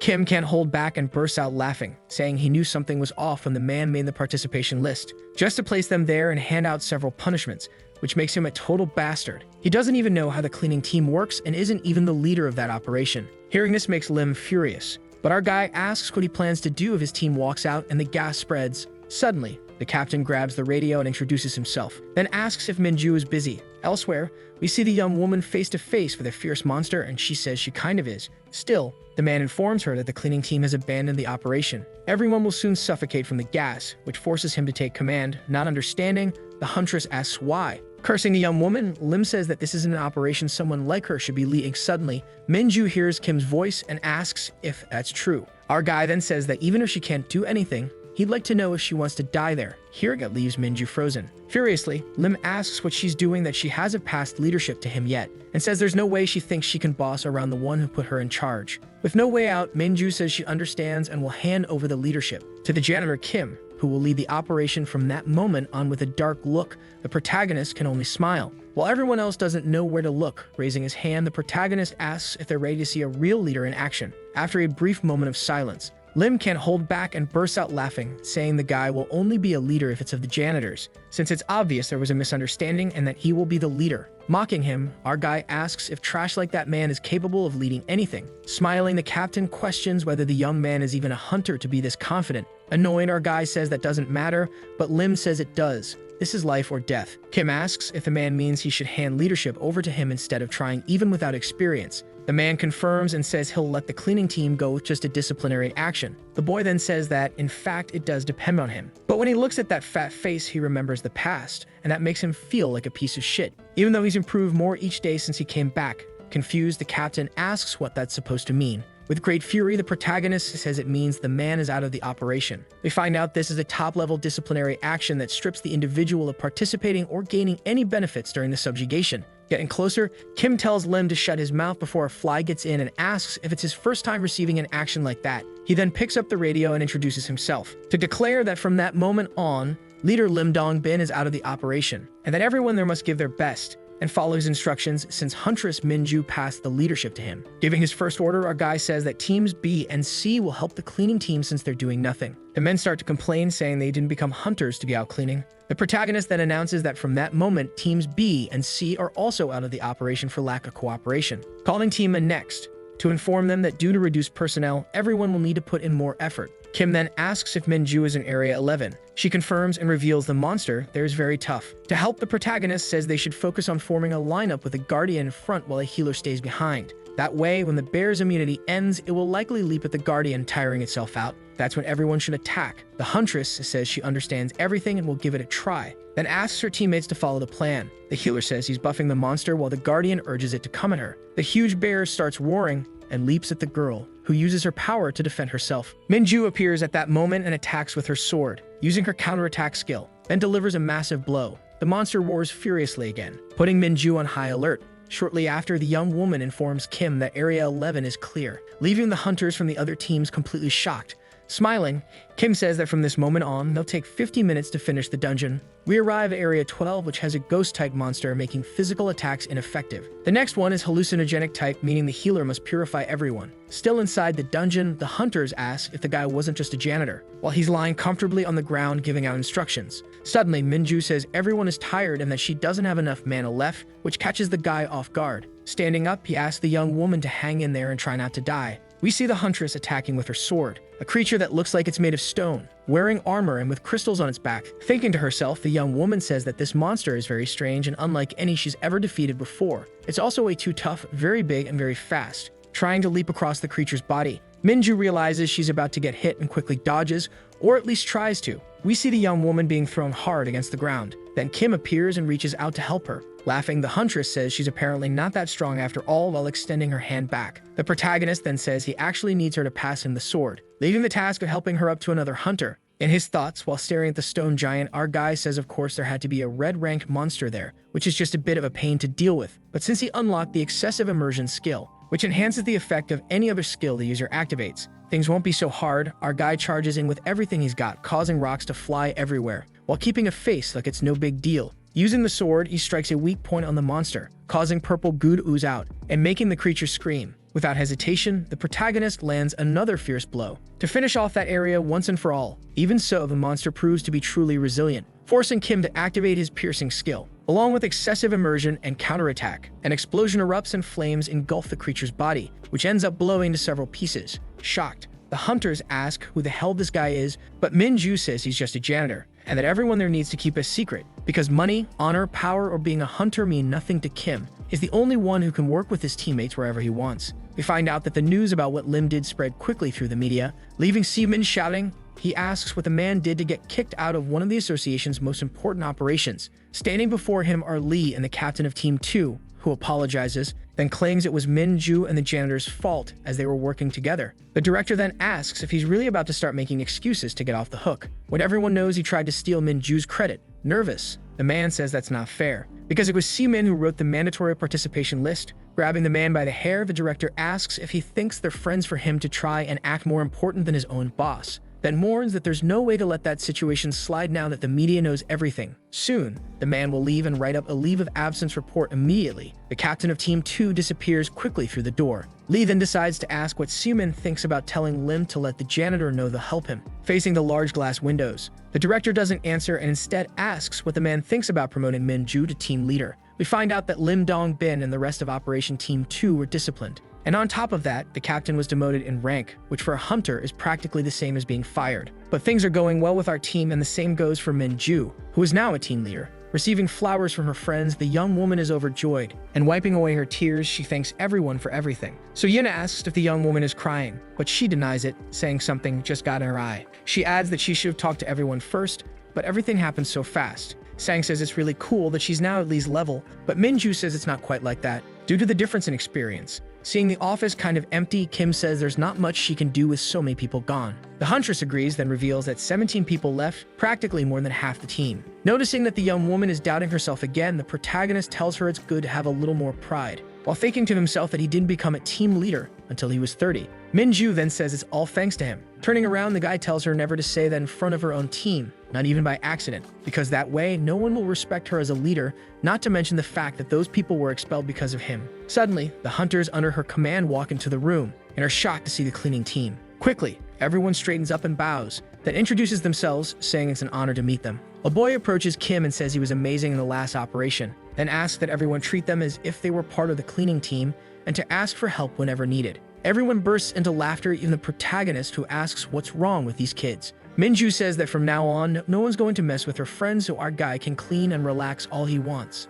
A little later, the huntress says it's almost time for someone to arrive. Kim asks who that would be, and the young woman says it's an assistant. The protagonist then says she really has become a respectable leader, revealing in his thoughts that a personal assistant is only given to operation team leaders. Suddenly, something catches our guy's attention. It's the memory that his full-time assistant used to be Lee Young, the only one who was with him when everything happened, and the person he spent the most time with. Worried, the guy asks Min-ju the assistant's name, but she says she won't tell him. Downcast, the protagonist decides to let it go since he wouldn't have much to say to the woman who probably wouldn't even recognize him. The cleaning team then says goodbye to the huntress, who asks everyone to be careful. When Kim opens the door, he bumps into someone who is about to walk in. It's Song Hai-yeon, Min-ju's new assistant. With a dark look, the protagonist says, "I'm not Min-ju," which leaves the young woman visibly startled. The huntress then says she's the one the girl is looking for and tells her to come in. Park calls out to Kim, saying they'll be late at this rate, while the protagonist double-checks to see if it's not Young. Frustrated upon seeing it's not his former assistant, he says goodbye and walks away. Sometime later, we see the new Yeon saying she's exhausted, while thinking that it's only been 2 months since she was hired and she's already an assistant. A woman appears and asks what the problem is, none other than Deputy Manager Lee Young. The girl says her boss is a good person, but the director probably doesn't care much about her. However, the woman says that staying out of Seaman's sight means she's doing a good job. She then wishes the girl good luck because she heard Min-ju has a good relationship with the janitor who's backed by the president. Yeon says she ran into the guy earlier but didn't like him one bit. And after listing everything that's wrong with Kim, she finishes by saying she bets he's never had a girlfriend. Showing interest, the manager asks if the guy hasn't been working hard for the cleaning team since the group's budget suddenly increased, and he even got rid of operation team members who disrespected his crew. The assistant then says Kim only did all that for his own reputation, and when a big problem comes up, he'll avoid taking the blame. With a hand on her chin, Young says now she's curious to find out what kind of person the guy really is. Elsewhere, the protagonist scratches his ear while wondering who's talking about him behind his back. Another workday begins. Inside a dungeon, Kim hums, "Tell me where you go, I'll sweep the way." Next to him, Min-ju chimes in with, "I'll sweep, I'll sweep." Surprised, Kim asks if she shouldn't be working. She responds by asking if that's not what she's doing. Annoyed, the protagonist says her team members must be thrilled about this. Sure enough, the other hunters are behind the young woman asking how they should do the tasks. Laughing, Park says he'll teach them how it's done. So Yeon then asks if anyone wants to help her disinfect, while Sang says the work won't get done unless someone helps. Excited, the trio of hunters says to leave it to them, since Operation Team 2 and Cleaning Team 3 are now one and the same. Holding the broom, the protagonist decides to give up. Sometime later, he asks Minju what the real problem is. The young woman then says she's having trouble putting together the monthly operations plan. Our guy asks her to explain more. The huntress says they need to clear 50 dungeons that month but need at least 20 more people to do it. On top of that, she says they were told blue-grade dungeons won't count toward the quota. Kim says that's nonsense, since the Matrix distributes lower-class dungeons randomly, but for the association, all that matters is that the job gets done. He says you can clear those dungeons with 3 or 4 people and split the group into 3 teams to finish 2 dungeons per day instead of 1. Impressed, Minju says she hadn't thought of that, thanking him and saying she always ends up owing him something. Kim says it's fine, but if the problem's solved, she should go because he needs to get back to cleaning. Minju then asks if she makes him uncomfortable. He says no, but the girl hiding back there does. Speaking softly, the huntress asks if he and his assistant already knew each other. Our guy denies it, saying the first time he saw the young woman was in the office the day before. Minju then says she thought they were exes. Shocked, the protagonist asks if she's trying to die. Yeon approaches and says the young woman needs to attend the general operations meeting soon. The huntress, however, says there's still plenty of time, so her assistant should go ahead and reserve a table somewhere. Happy, the assistant runs off, while Minju reveals she made that up because she needed to talk to Kim. She then asks if he knows anyone on the support team. When he says no, he asks why. The huntress reveals that someone from the support team called saying they wanted to meet him, but Yeon must not find out. Thinking to himself, the protagonist wonders if it's because he dismantled Operation Team 2. Stepping away, our guy asks Minju to let the person know he'll meet them when he's free. After the cleaning is done, Minju announces she'll treat everyone to lunch to celebrate her promotion. And just like that, the next day arrives. We see a little boy inside a dungeon looking for his brother. Someone then says they're right over there. As he gets closer, the child can't see clearly and asks if it's really his brother. Crawling on the ground, a monster asks for help. Frightened, the boy asks if he's okay. But unfortunately, the creature is already way too close, and apparently very, very hungry. Desperate, the little boy starts to cry and scream. We cut to the association building, where the latest news says that around 12:30, a middle school boy entered a dungeon by accident and was attacked by a monster. Luckily, the injuries weren't serious. The problem is that witnesses reported there were no barriers protecting the dungeon entrance. Face-to-face with Seomin, Minju says dungeons should never be accessible to the public. Furious, the man says everyone knows that and asks why she didn't set up the barriers. We find out the group found the boy as they were leaving, knows a close call. Slamming his hand on the table, the director demands to know how this happened and who the idiot was that made the mistake. Stepping forward, Kim says it was his fault. He forgot to put up the barrier when he left to eat. Puzzled, a huntress says she's sure she saw him place the protection. The protagonist then tells her to lower her voice since they're in front of the director. A little calmer, the man asks if this was a mistake by the cleaning team, but Kim says no, insisting that the fault is his alone. Seomin then asks what he gains by taking all the blame. The protagonist says nothing, and that he's just telling the truth, and that he'll make sure to take responsibility for his mistake personally the next day. Seomin says he understands and informs him that the hearing is scheduled for 9 a.m. But with an incident like that, the guy won't escape disciplinary action, so everyone can leave now. Outside the room, Minju starts trembling and asks what the protagonist thinks he's doing, because she saw him set up the barrier with her own eyes. Doing all that just to protect the cleaning team is ridiculous. Besides, even without the barrier, a child wouldn't just wander into a dungeon that was supposed to be cleared, which means someone set this up, so the guy doesn't need to take the blame for something he didn't do. Kim simply replies with a "so what," because even if it was a setup, there's no way to make the real culprit confess in such a short time, especially since they're not dealing with ordinary people. There's no way to find evidence before the hearing. Walking away, the protagonist reveals that he knows it was a setup because Vega wouldn't appear in that dungeon and he himself had been attacked, but none of that matters now. After all, he's about to unlock another skill. Kim Minju doesn't think the protagonist did the right thing. It makes no sense for a child to enter a dungeon by accident, especially since the dungeon would disappear after 30 minutes. And that dungeon had already been cleared, meaning there shouldn't have been any monsters there. Someone definitely staged the whole thing to frame Kim Jun-woo. The culprit is probably someone from the association, but the huntress can't do anything about it. She's extremely frustrated. Her team also finds the situation suspicious. Something feels off. Jun-woo shouldn't take all the responsibility alone, so they plan to find the real culprit. The team leader looks at them, unsure of what to decide. But with resolve, she chooses to suspend operations so they can focus on finding the culprit. Even if they fail, the mission will still be completed later, so the leader asks if anyone objects to the plan. No one has any objections, Before she can continue, the deputy manager interrupts. A few hours earlier, Song Hai-yan was crying over the fact that the accident happened just as she started the job. Lee Ah-young is with her, trying to figure out the plans of the operations team. The assistant says Kim Jun-woo is going to take public responsibility, even though he's not the one at fault. The deputy manager finds it strange that someone would take the blame just to avoid hurting the team. She doesn't understand what the boy is planning, but maybe he really could sweep all the filth out of that association. She then asks what the assistant thinks about helping the operations team uncover the culprit. Back in the present, the team leader asks what someone from the support team is doing there. The deputy manager says she's there to help, but the leader says they haven't made any progress yet. For now, they're planning to check security cameras. Lee Ah-young says she arrived at the perfect time because they wouldn't be able to access the cameras without police authorization. And in any case, there were no cameras inside that dungeon. But some cars were parked nearby, which means there might still be dashcams. Assistant Hai-yan is tracking them down at that moment. Once the dashcams are found, they'll be able to view the footage since the deputy manager has the paperwork granting access. The team leader thanks her for the help, but Lee Ah-young won't help for free. She asks the huntress if she's close to the protagonist. She's curious to know more about him. Is he a freelancer? A spy? It's the first time Kim Min-ju has heard those kinds of theories. The deputy manager finds it odd, since those rumors have been going around the main office for a long time. Embarrassed, the huntress says she doesn't have many friends in the association yet. Lee Ah-young can't believe the team leader actually thinks the protagonist is just a janitor. Everyone starts to feel sorry for her. A janitor taking the blame and a team leader mobilizing an entire operation to help him. The deputy manager is impressed that there are still good people in the association and says she wants to meet Kim Jun-woo in person. And so Team Tube is ready to begin the operation. Meanwhile, Kim Jun-woo is already preparing for the hearing. He gets a call from So-yeon asking if he knows where Kim Min-ju is. But the protagonist reassures her it's hard to get in touch with team leaders. The girl agrees but says she received a strange message.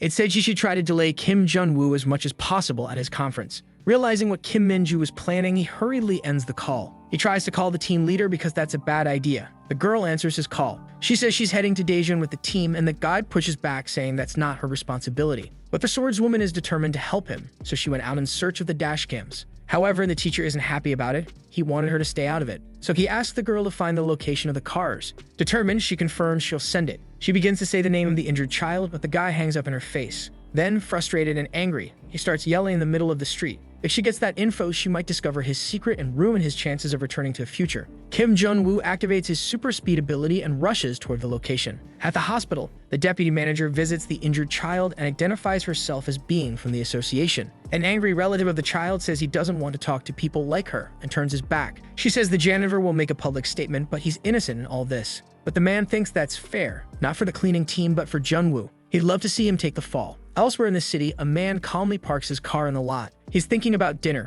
It's going to be chicken. But before he realizes it, Kim Jun-woo slams into his car window. Startled, the man actually thinks he's looking at a zombie. The warrior, face battered from running, asks if he could cooperate with the association. But the man doesn't understand what the organization would want from someone like him, just a regular citizen. Before he knows it, the young man breaks the dash cam on his car. Furious, he yells at Jun-woo, but the guy simply says the association will compensate him. Then he activates super speed again, ready to track down the remaining dashcams. The team arrives shortly afterward and finds the car they're looking for. Kim Min-ju asks if the man can assist the association in an operation, but already fed up, the man tells them to back off before he sues them. Lee Jin-ho says it's no use, that dashcam was already smashed. The team leader realizes someone beat them to it and doesn't understand what that person is trying to do. At the hospital, the deputy manager stands in front of the child's relative. She doesn't get why he's trying to pin the blame and asks if he was ordered by the association to frame an innocent person. That's when we learn the man used to be a hunter. He finds it laughable to still be taking orders from the organization. According to him, they couldn't even properly apologize for what they did to his brother.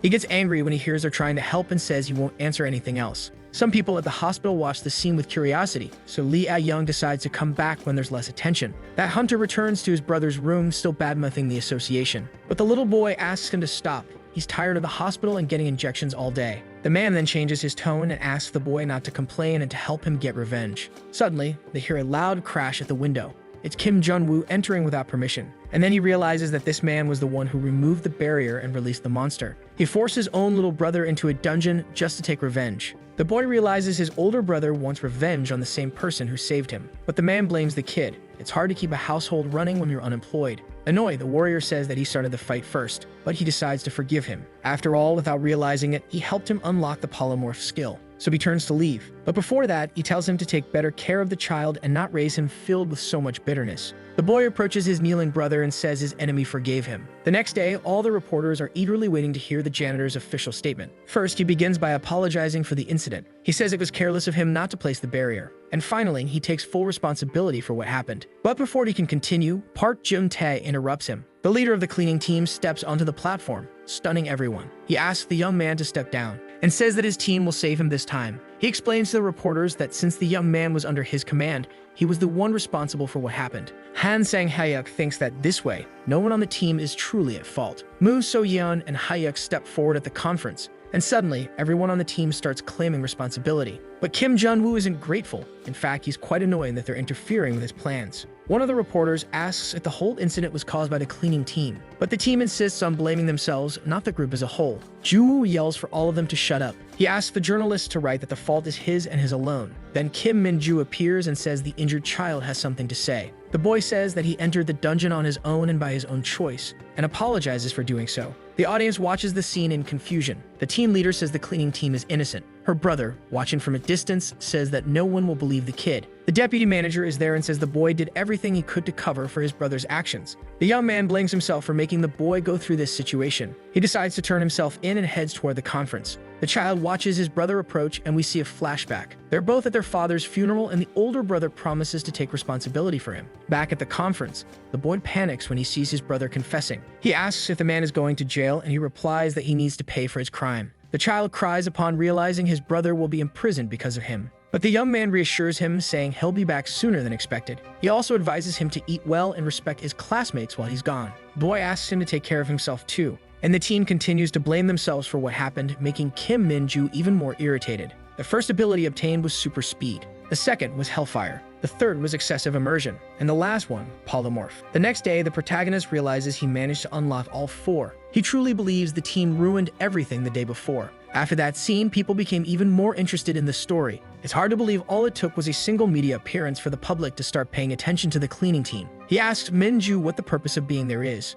The team leader introduces the deputy manager to the young man, who says it's a pleasure to meet him. She introduces herself, but our protagonist doesn't understand why she's doing that. Then he remembers. That woman is Lee Ah-young, his former assistant. The manager holds out her hand, waiting for a polite handshake. He looks at her, slightly thrown off by how human she seems now. So different from her personality in the future. To him, that woman is a suspect in his murder, so he knows he must be careful with her. They shake hands while the woman begins to praise him, saying she's heard a lot about him. The deputy manager sits down and says he's not as charismatic as she expected. He asks if he was supposed to be, and the woman laughs. She has something to tell him. Lee Ah-young asks how far he wants to go in life. The warrior doesn't understand the question, so she asks again, how high does he want to climb in the association? She says it's possible to reach even the position of Director General Mitchell So. She mentions that she wants to see the organization grow, and even though she values hierarchy, it's not exactly her thing. Things between the cleaning and support teams are the same. Both are treated poorly. When she saw him break those standards and stand up to leadership, she became interested in him as someone capable of bringing change.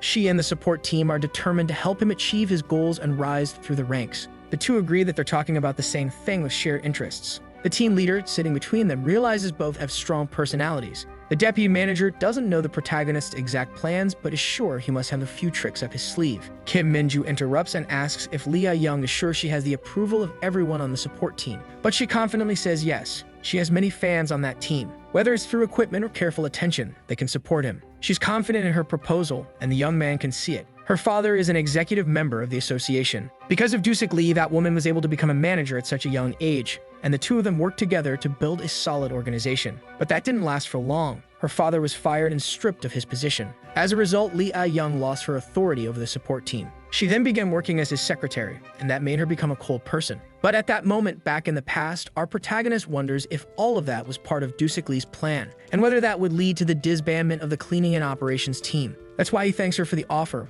but declines it. The deputy manager asks why, since he needs her and the help she's offering. He says he doesn't need anyone's help, which leads the woman to call him egocentric. The protagonist realizes that trusting her is too risky, so he says he doesn't have many reasons to refuse the offer, yet he leaves the place. When he returns to the cleaning team, he is warmly welcomed. The team captain says that Han Sang-hyuk has taken a few days off. The protagonist asks if he got sick, but Park Jun-tae says the young man is accompanying his sister, who came to visit Korea. His sister works for the International Association and is the only family he has. He remembers his colleague and says he's going to be quite busy having to deal with someone from the association. So that weekend, it'll be just the rest of them working. At first, they start cleaning the acid solution spill on the floor. Now tired, they ask each other whether they have managed to finish cleaning all that material. But someone is following them around. It's Sang Ku, a journalism student interested in telling the story of the cleaning team. He explains that headquarters allowed him to do that research. But none of the team understands why there's so much interest. Sanction says that after what happened, the world wants to know more about their team. Many speak well of them,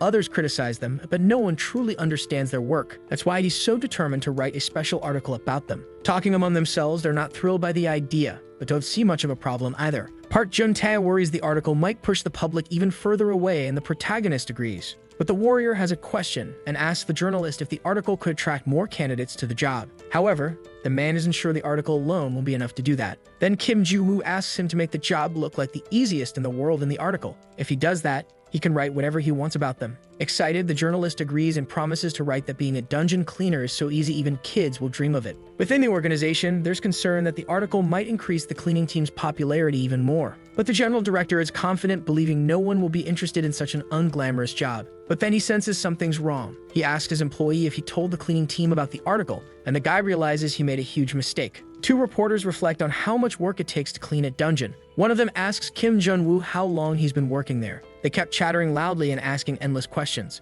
Jun-woo gets irritated by the murmuring and also by having to put up with all of it. But he remembers that it's only through this process that he'll be able to unlock a skill. And more importantly, a good article from the journalist could attract more candidates to his team. Upon entering the dungeon, they immediately come across a monster. The frightened men are shocked that the creature is already dead, and once again question what Kim Jun-woo is going to do about it. This is his time to shine and finally put on a show. Excited by the chance to dismantle the monster, the boy's eyes sparkle. Without thinking, he thrusts his sword into the belly of the fallen beast and invites one of the guys to feel the thrill. The big bear finally appears defeated on the ground and then completely torn apart like a teddy bear. One of the men is stunned with the creature's bodily fluids all over his face. Sanction leans back, even more frightened by what he saw. Now the rest of the cleaning team stares at him with intense, threatening looks, warning that he should be more careful. Scared, the guy simply faints. The others are surprised and try to help him. Meanwhile, Kim Jun-woo reflects on changing the impression everyone had of him. One of the reporters is astonished by the intense work of the cleaning team, which has no reinforcements and needs to clean multiple dungeons a day. He can hardly believe that even with exhaustion and deprivation, they still enjoy the job.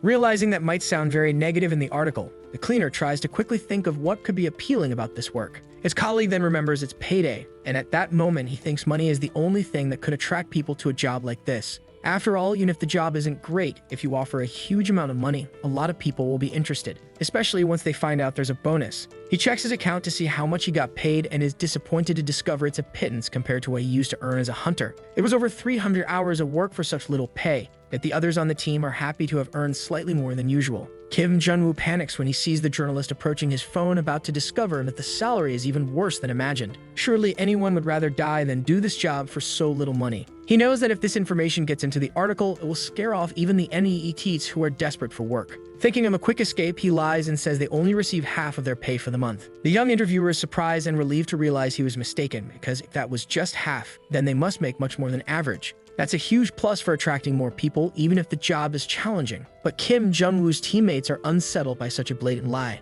They warn that if they're found out, they'll never be able to recruit new members again. But he doesn't care and loudly insists he's not lying. Meanwhile, the CEO in the office states that he's washing his hands of the cleaning team's situation and doesn't want to get involved anymore. To him, Kim Jun-woo not only has the association president on his side, but he's also completely insane. He questions the reasons behind Jun-woo's involvement with the cleaning team and concludes they must not be good, since the team has nothing to offer. Either way, he believes it's better to stay out of the hunter's way. But right then, Jun-woo bursts into the room. Seo Min-cheol finally asks him what kind of trouble he's gotten himself into now. Getting straight to the point, Jun-woo urgently asks for a raise. The boss is shocked as Jun-woo is still in his probation period and has only completed 1 month of work, but out of curiosity, he asks how much. The rookie cleaner, without hesitation, asks for double. The man is completely furious. He really doesn't think a temporary employee can just have the audacity to make such a demand. But Jun-woo argues that the current pay doesn't match the work. Not wanting to argue, the director agrees to raise only his salary, but the kid boldly asks for double for the entire team. This enrages the director even more. He gets so mad at Jun-woo's attitude that he starts asking if he hates him that much to come in with such an absurd proposal.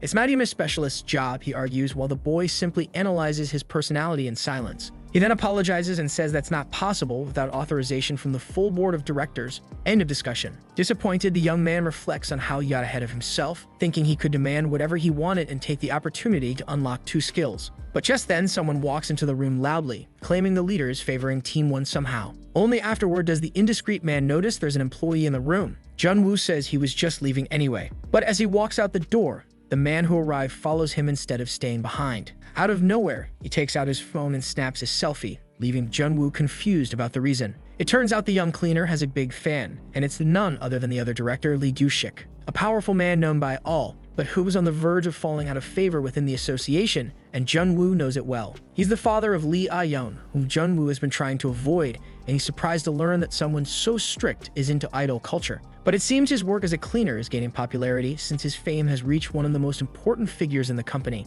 Talking about all of Junwoo's accomplishments, the boss gets excited and says he's been doing well and that everyone has been talking about his actions. The young man doesn't really understand where these rumors came from, but he takes advantage of the situation and says he's been looking for better pay. It seems like it's his lucky day as the other director decides to listen to the proposal and try to help however he can without promising anything. But Junwoo is sharp and realizes that all this flattery is because the director also wants a favor in return. The executive director reveals that he suspects a scheme orchestrated by the other director and Suidong to benefit Team 1. But the boy says he knows nothing about this story of alliances and factions within the corporation. The man doesn't argue and just asks the young man to make a strong case for the salary raise, but Junwoo can't come up with much. However, the negotiation isn't over, and the boss sees the perfect opportunity to boost Team 2 under Junwoo's leadership. That way he can block the favoritism toward Team 1 and still help Team 2 outperform them in results. And with that, he generates a strong performance to present to the board as justification for the requested raise. Do-shik puts pressure on him and asks him to prove he's truly capable.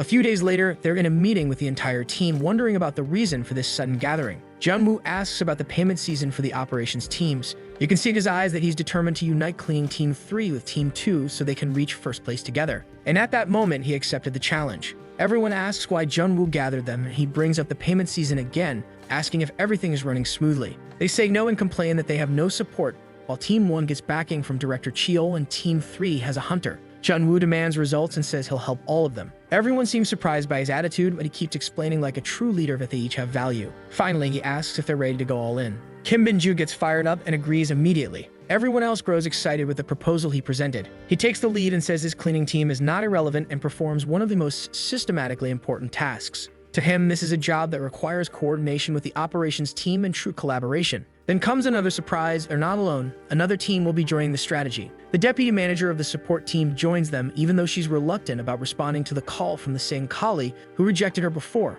The atmosphere in the room gets awkward as she smugly points out that after rejecting her, he now admits he needs her after all, and that it won't be easy. With cleverness, he reflects that he really does need that woman's help to win, even while trying to avoid contact and needing to swallow his pride. Pleased, she keeps up her charm and offers to help. Excited, he goes over some details of the strategy and the role of the support team, which includes very complex tasks that leave the leader stunned. Basically, he wants a series of class of weapons, drones, and other demands that she considers excessive. He argues that this isn't just about the rankings. For Junwoo, now is the time to show potential, and he has no intention of coming out defeated, which shocks everyone with his competitive spirit. With conviction, he repeats that the main goal is to be number 1. She points out that Team 1 has a major advantage with inside information, but that's not an issue since no one knows where or when a dungeon will open. He has a strong intuition that a dungeon is about to appear. Suddenly, one of the twins reveals himself in the room, leaving everyone surprised by his presence. He questions how the cleaning team is supposed to lead an operation like this. Everyone seems to reflect on the fact that he might have a point. A loud crash interrupts their doubtful thoughts.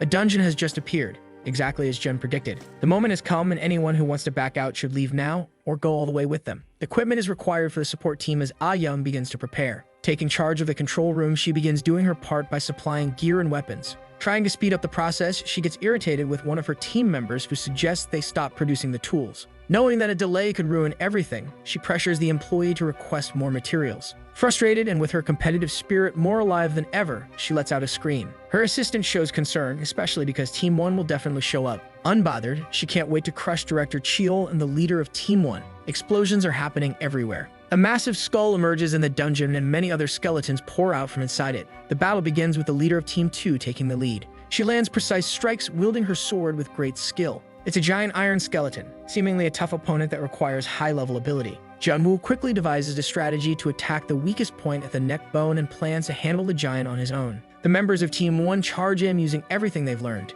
Kim Minju jumps straight into the fight and proves she knows exactly what she's doing, just like her teammate, who is super strong and agile. She supports her leader with a boost that launches her forward. The leap is nearly a flight, aimed directly at the terrifying skull. Part of the group uses a powerful weapon that shoots lightning bolts. Still midair, Minju activates her powerful skills. The skull seems to challenge her with its glowing, frightening eyes, but its head is blown away by the force of the young fighter. Junwoo is stunned by what he just witnessed. Suddenly, he's struck by the bony hands of one of the monsters and falling debris. His teammate panics, fearing the worst. But as the dust clears, it reveals the young man standing firm in the face of danger. There's a sword lying on the ground beside him. Activating his ultimate skill, he becomes incredibly powerful. The skeletal and terrifying creature stares him down. A brilliant light bursts from the sword. The young man delivers a high right leg kick in midair. The power radiating from him is unbelievable, far too strong. It's the signal for his teammate from the cleaning crew to carry out their plan. Excited, Park makes a dramatic entrance, hanging from a drone, causing secondhand embarrassment. Carrying an ultra-tech cutter, he saws through parts of the skeleton bones. The cleaner is amazed by the precision of the weapon and decides he wants to keep it forever. But that won't be possible. Back in the control room, Ah Young is in a frantic rhythm and announces the opening of another dungeon in Suikodon. Everyone is satisfied with the success of the first mission and confident that at this pace, claiming first place won't be difficult. However, Team 1 is already feeling the pressure from Team 2's sudden rise. The results are shared with Director Cheol, and they're anything but promising, predicting a crushing victory for Team 2. Once again, the boss explodes in anger of the bold cleaner Kim Junwoo. Frustrated, he tells his team to use every skill they have and do something instead of just standing around watching. Everyone on Team 1 is exhausted but continues receiving shouted orders from their leader. Meanwhile, Kim Junwoo keeps leading his team with determination, saying they need to strike that monster quickly, as it's getting even stronger. They keep attacking it as much as they can. Then the protagonist tells Park Jun-ta to rest a bit as he's clearly exhausted. Operations Team 3 observes the enormous monster. Even so, Team 1 is still ahead, with Team 2 close behind and even overtaking them by a point. The support team has formed an alliance with the operations and cleaning teams, which infuriates the boss. The whole situation really gets under his skin and he sees it as unfair. But if the control team is truly helping those teams, they might become an independent division. The boss asks if Chang Hyun's working with the cleaning team. Nervous, the man firmly denies it. But to be safe from that moment on, Chang Hyun is forbidden from authorizing any more subjugations. He believes tuning permissions have already been given to Operations Team 2. In the dungeon, one of the members asks if they should wait a bit longer before heading to the next mission, but the warrior says no. He asks Mr. Koo if he thinks this is an easy job. He says his job is to sit and watch others' works, so yes,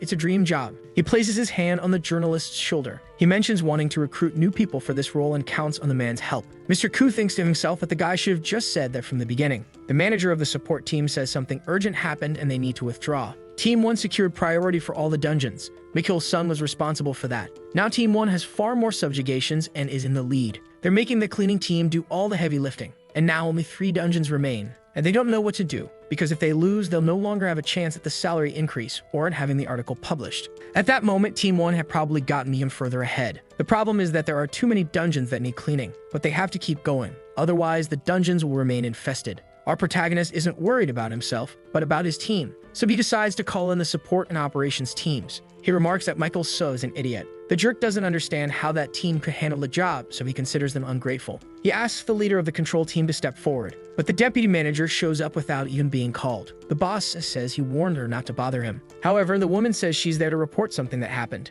The leader asks if she really has the nerve to speak like that to her superior, but we all think that's nonsense. He says she knew very well the danger that uncleaned dungeons could cause. Some members of her team dispatched a large portion of the cleaning crew. The protagonist even left a message for her saying she had wasted her time. So the woman walks away feeling like everyone is leaving her out of the action. But she has no time for that. She also needs to start cleaning. The boss bursts out laughing at her attitude. He wonders what that message was supposed to mean. That's why he tells his subordinate to open a disciplinary case with the committee. Apparently, he's lost control of the cleaning team too. But the warrior no longer knows what he should be doing, and neither does the boss, who's clearly bothered by the whole situation. One of the managers comments that things have gone too far for them to turn back now. An employee bursts into the room saying they need to call the operations team because Team 2 and the support team left to help the cleaning crew. But it's hard to believe those 2 teams would abandon the operation just for that. One of them comments that it's actually a good thing because now they can move up to the final rank. But the boss scolds him and calls him an idiot, saying it means they lost the chance to fix that mess.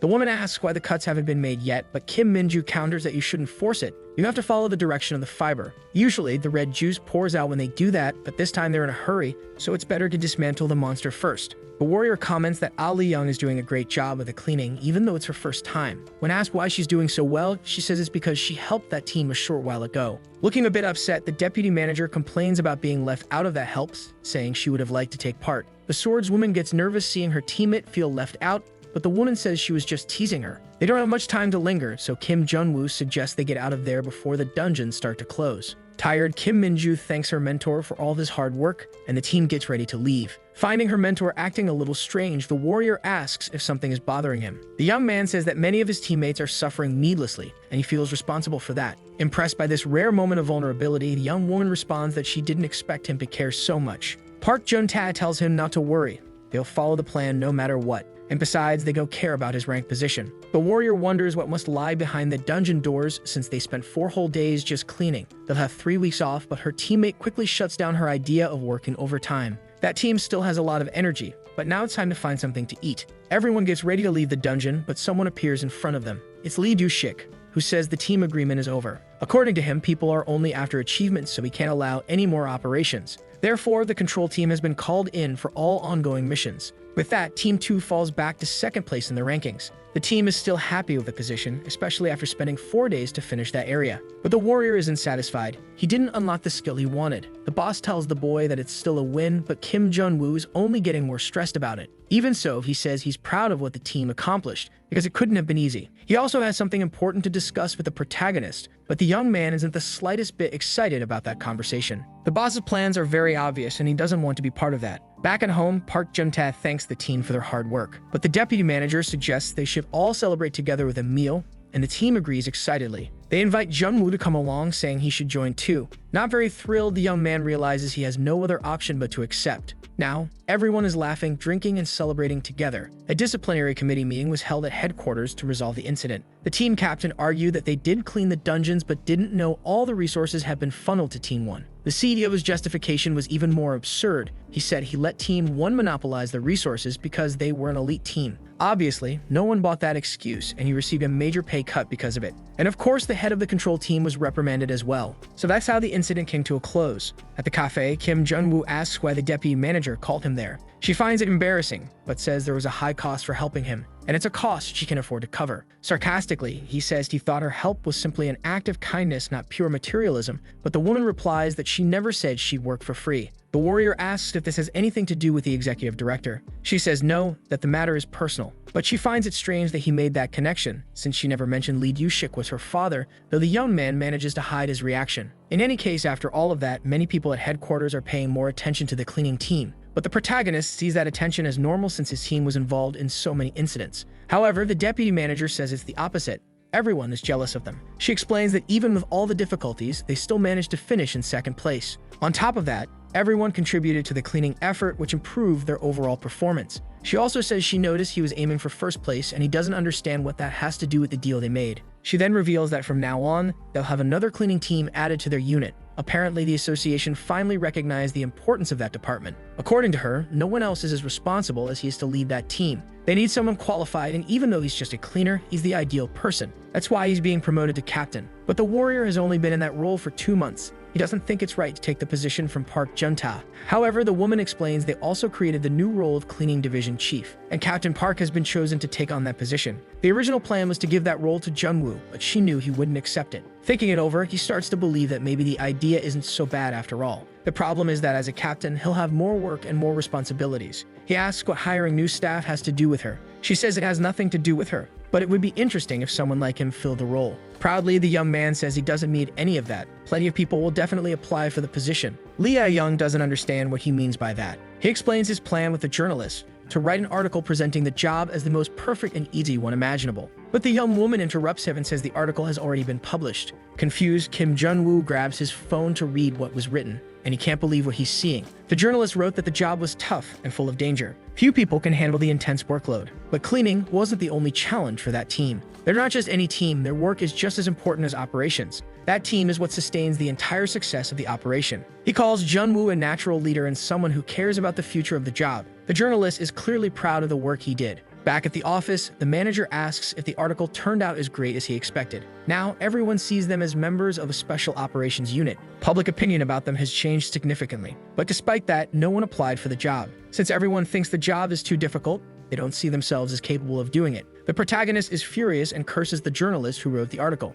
Lee Soo-young can't believe the protagonist was actually promoted. He doesn't understand it, since only Lee Do-shik has the authority to make that decision. Min Cheol says none of that matters because Kim Jun-woo is the one who truly holds the power now. If that happens, the young man will be responsible for Team 6. The CEO says he's interested in copying the new team model in Team 3. That way, they can try placing someone more qualified than Kim Jun-woo as the team leader. In other words, create a new team and expand their influence. But he claims his only intention is to assign capable people to the job. Directors Song Chul-sik and Ko Eun-young are on their way to take part in that leadership and recruit qualified individuals. Lee Soo-yu says maybe that's not such a bad idea. If the whole plan works out as expected, they might be able to regain their influence in the association. In other words, depending on who takes the leadership role of Team 6, the main axis of the association could shift the future. Either way, he asks Soo-young to start looking for talented freelancers. Soo-young asks what criteria to use, but the boss says to look for people with operational experience and high rank. It would also be great if they could find a young person to take the role. They can't afford to lose a single battle. The protagonist is sipping his tea while resting.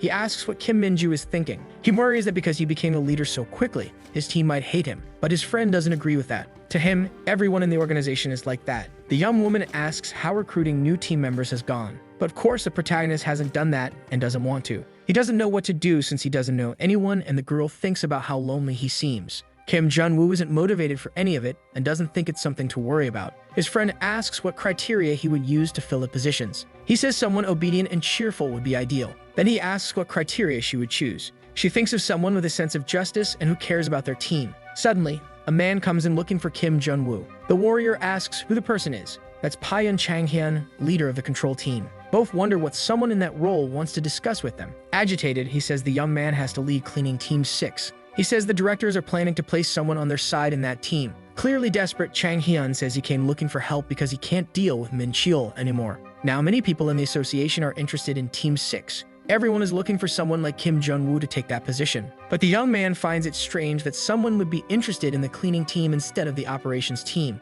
The employee shows him a list of skilled individuals from various guilds and asks for his help in choosing the best. But the warrior is confused, first by the enormous stack of paperwork and then by Chang-hyun's request. The man warns that he could be overtaken by a new team, even after becoming a leader. Our protagonist isn't sure what decision to make and asks why the employee cares so much. He starts talking about having too many teams to manage, but Kim Jun-woo cuts him off. Still, the man goes on and says that no team would want to be under Kim Jun-woo's command. The protagonist tells him to stop talking, because he just had a great idea. This now seems like a tempting offer. The employee's eyes widen when he realizes the protagonist accepted. He says he's excited for the team leader to be part of that cooperation. Kim Jun-woo asks for the full candidate list, now determined that this is a new opportunity. In another scene, we see a boy complaining about the smell of garbage on the floor. He's startled to see his sister sitting on the couch. He tells her to get out of there and asks what she's doing. The young woman points her phone at him and says she read an interesting article about his cleaning team. He realizes his sister is planning to join the team as well. That's Ham Yubin, and she sees no problem with the job after all. Her brother has been telling her to find work for a while, thinking about the requirement to unlock his next skill. Kim concludes that the task will be very simple. He just needs to maintain a workload intensity that matches the salary and have an appropriate work environment. However, the problem is that the cleaning team has neither of those, yet their job satisfaction rate is at 18%. The protagonist hopes that sooner or later the workload intensity will decrease when a new team is formed, and a proper work environment can be created by someone who knows the job and quickly understands the cleaning crew, being exactly the kind of person the new group needs most. Standing in front of our boy, the man with a scar on his mouth stares at him firmly. He then says he heard about the situation in the association and the formation of a new cleaning team. Since he's been unemployed ever since leaving his guild, he'd like to do the kid a favor by joining the team. After taking a sip of his coffee, Kim says that actually the man should be begging to join if he wants his name on the list, instead of bragging about being a former vice leader of a guild. Furious, Tao-won asks if the protagonist knows who he's talking to, and says he'll regret that attitude. But the boy replies that he's already regretting it. As the man walks out, the young man wonders who this guy thinks he is to act so arrogant for being just a rank A. We find out the other interviews didn't go much differently. All the candidates were just fools who thought they were competent and acted like they were doing a favor. Holding all the files in his hands, Kim wonders how Paeun even bothered to make such a useless list. Suddenly, Young calls to thank the young man for finding a good candidate, which confuses him. She then explains that a young woman named Yubin Han is waiting to meet with him. So the protagonist needs to hurry and get there as soon as possible. Arriving at the designated place, the red-haired girl introduces herself. Kim stares at her with an expression like he has no idea who she is. Next to him, Young asks for the boy finds people like this, but he has no clue what she's talking about. Hands on her hips, the candidate says she expected someone more charismatic. The protagonist replies that they can proceed with the interview. Once seated, he asks what made her want to join the cleaning team. Yubin says the job suits her. Kim disagrees. The girl then explains that her hunter status was revoked when she was fired. So now, since she has no abilities or anything left, she thought of applying for the position. The protagonist then asks if she has any knowledge of the cleaning team's duties. Yubin says yes and asks why he didn't ask about the reason she got fired. The boy says he doesn't care about that. The girl then says that all the cleaning teams in the US ever did was clean up dungeon byproducts, which makes the protagonist realize she actually knows something. But out of nowhere, the former hunter says she knows that the cleaning teams in Korea coordinate and lead operations. Eyes wide, Kim wonders what on earth she's talking about. He decides to ask if she came there just because of the article published about him and his team. When she confirms, he tells her she's mistaken. The Korean cleaning team is no different from the ones in the US. With a small laugh, Yubin says she knew he'd say that. Curious, the protagonist asks what she means. Nervously, the girl says that when she joined the American branch, they told her the same thing. But she knew it was all bait to weed out idiots who were just trying to sneak into the strategy team. Looking at the girl's file, Kim thinks she might be crazy, but she has excellent qualities. She's a former hunter from the International Association and belonged to an upper tier of the Berserker class. The only problem is that she has nothing in common with his cleaning team members, even if she doesn't have the inflated ego the other candidates had. The protagonist then concludes that she's extremely talented, but not for this kind of work, so he has no choice but to reject her. Suddenly, he remembers Park saying that Sang's sister was a hunter for the International Association. When he asks Yubin about this, she panics and begs him not to say anything about her interview. That confirmation excites our boy, because if her brother is part of the team, she wouldn't dare disrespect the cleaning crew's work. Out of nowhere, Sang bursts into the room yelling that he told his sister not to come there since she doesn't even clean her own house.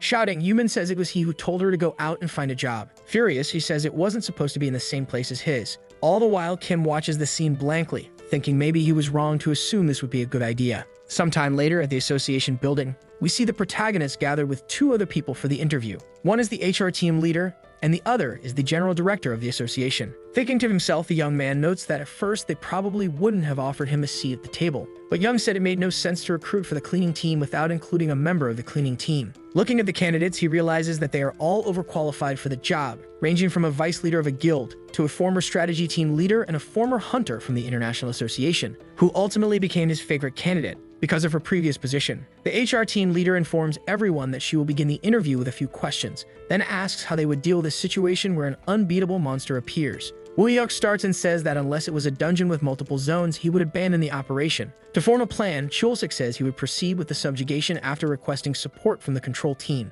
Tawon says that stopping the operation and continuing the subjugation with another team would be the best course of action. Thinking to himself, Kim says that actually, that's a perfect answer. Then it's Yubin's turn to say what she would do. Staring at the young woman, the general director assumes she must be the protagonist's candidate, while the HR team leader reflects on the girl being the former hunter from the International Association. Yubin then begins by saying that if she realized in the middle of the subjugation that the monster was unbeatable, she would conclude that the operation had already failed. Then she would rather eliminate herself than be embarrassed trying to fight. Her answer leaves everyone in complete silence. Thinking to himself, our boy admits he really did choose a crazy person as his candidate. Meanwhile, far away, Young Minju and So Yeon are enjoying some free time after the report season. Curious, the cleaner asks the short-haired woman if it's true that all the candidates are former hunters. She confirms, but says the idea is to replicate Kim's team. Minju says that in that case, they're underestimating the guy because that's not something you can just pull off easily. Picking up her tea, Young says that actually the higher-ups just like copying whatever's trending to get attention, and that she can already imagine the candidates they brought just to pretend the cleaning team is theirs. The hunter then says she thought the cleaning team was finally getting the recognition it deserves. Looking concerned, the woman says they better hope Kim's candidate wins. Hearing this makes the other two curious to know who the protagonist chose. Without giving details, Young says she doesn't know much about the girl, only that she seems like an interesting candidate. We return to the interview. Someone asks the young woman what else needs to be done during an operation besides killing monsters. Shrugging, Yubin asks if the person is referring to equipment, clearly thinking the question is stupid. Crossing her arms, the young woman asks if performance is considered more important than protecting people in the Korean Association. Quite embarrassed, Kim wonders how the girl even got into the American branch, then states that he wouldn't mind if she failed the interview if Ta-won didn't end up being the strongest candidate, because if the goal is to improve job satisfaction on the cleaning team, the man would be the worst choice.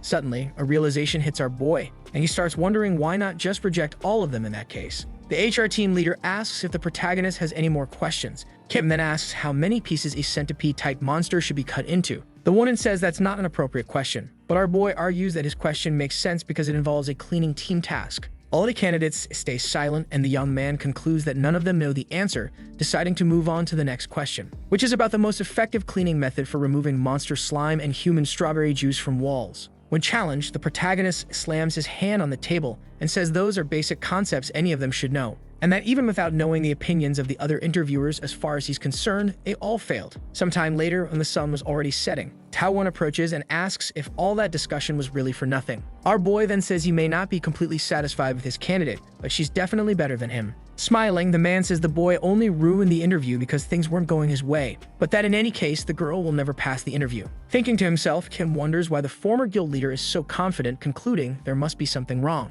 Suddenly, seeing Yumin beside him, he jumps in surprise. The young woman then asks what kind of nonsense that was earlier, since he could have at least warned her about the questions instead of embarrassing his own candidate. Crouching down, our boy asks if in the US it's normal to accept unprepared and incompetent candidates, since if she applied voluntarily, she should have at least prepared for the interview. Pushing further, he questions whether she really thought joining the cleaning team would be that easy, and without letting her respond, he says that if it were up to him, the interview round wouldn't continue. But since that's not possible, he advises her to at least prepare next time instead of improvising. Night quickly falls, bringing a sky full of stars. We see Yubin, who does not look happy at all. Full of rage, she thinks that she's never been so humiliated in her life, not even in America, and especially not by a janitor. Sang shows up and shouting, asks her to stop punching the pillow because she's making too much noise. Realizing his sister is truly angry, the boy says she should be grateful Kim didn't spit in her face, since he gets furious when it comes to anything related to the cleaning team. So all he has to say is that she shouldn't get her hopes up. She's at a disadvantage. Yubin replies that she doesn't care, she wouldn't accept the offer anyway, and she's not interested in the practical task.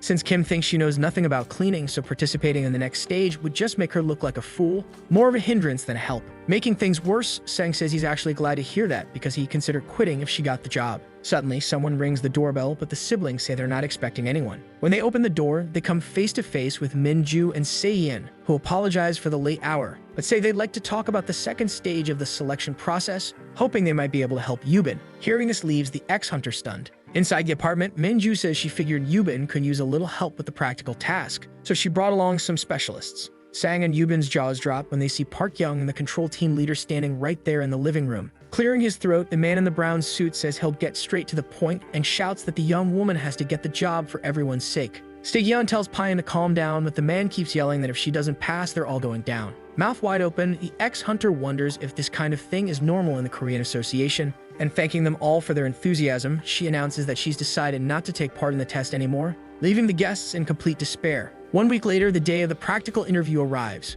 Standing beside Yubin, Kim says he's surprised to see her there. She asks why he expected her not to show up, and why he chose her as a candidate if he thinks she's incapable of anything. Glancing at her out of the corner of his eye, the protagonist wonders where all this confidence is coming from and why she has dark circles under her eyes. He then says that even if she prepared, none of it will matter. Yubin replies that she's there to earn an apology for being insulted last time, but the boy says he has no intention of apologizing just for telling the truth, so she should keep dreaming. Smiling, the ex-hunter says she's looking forward to seeing whether that's really true. Annoyed, the protagonist asks what's with that attitude and if everyone in America is like that. The girl simply says that thanks to him, she had a tough week because of her teammates. Kim wonders what his candidate is even talking about, but the general director orders everyone to gather. He then announces that the practical task will take place inside a real dungeon and that the candidates will be accompanied by their evaluators. Because of that, they'll face a variety of problems, and their performance will be assessed based on how they handle each situation. One of the guys asks if the dungeon has already been cleared, but the director says no, the subjugation is part of the task.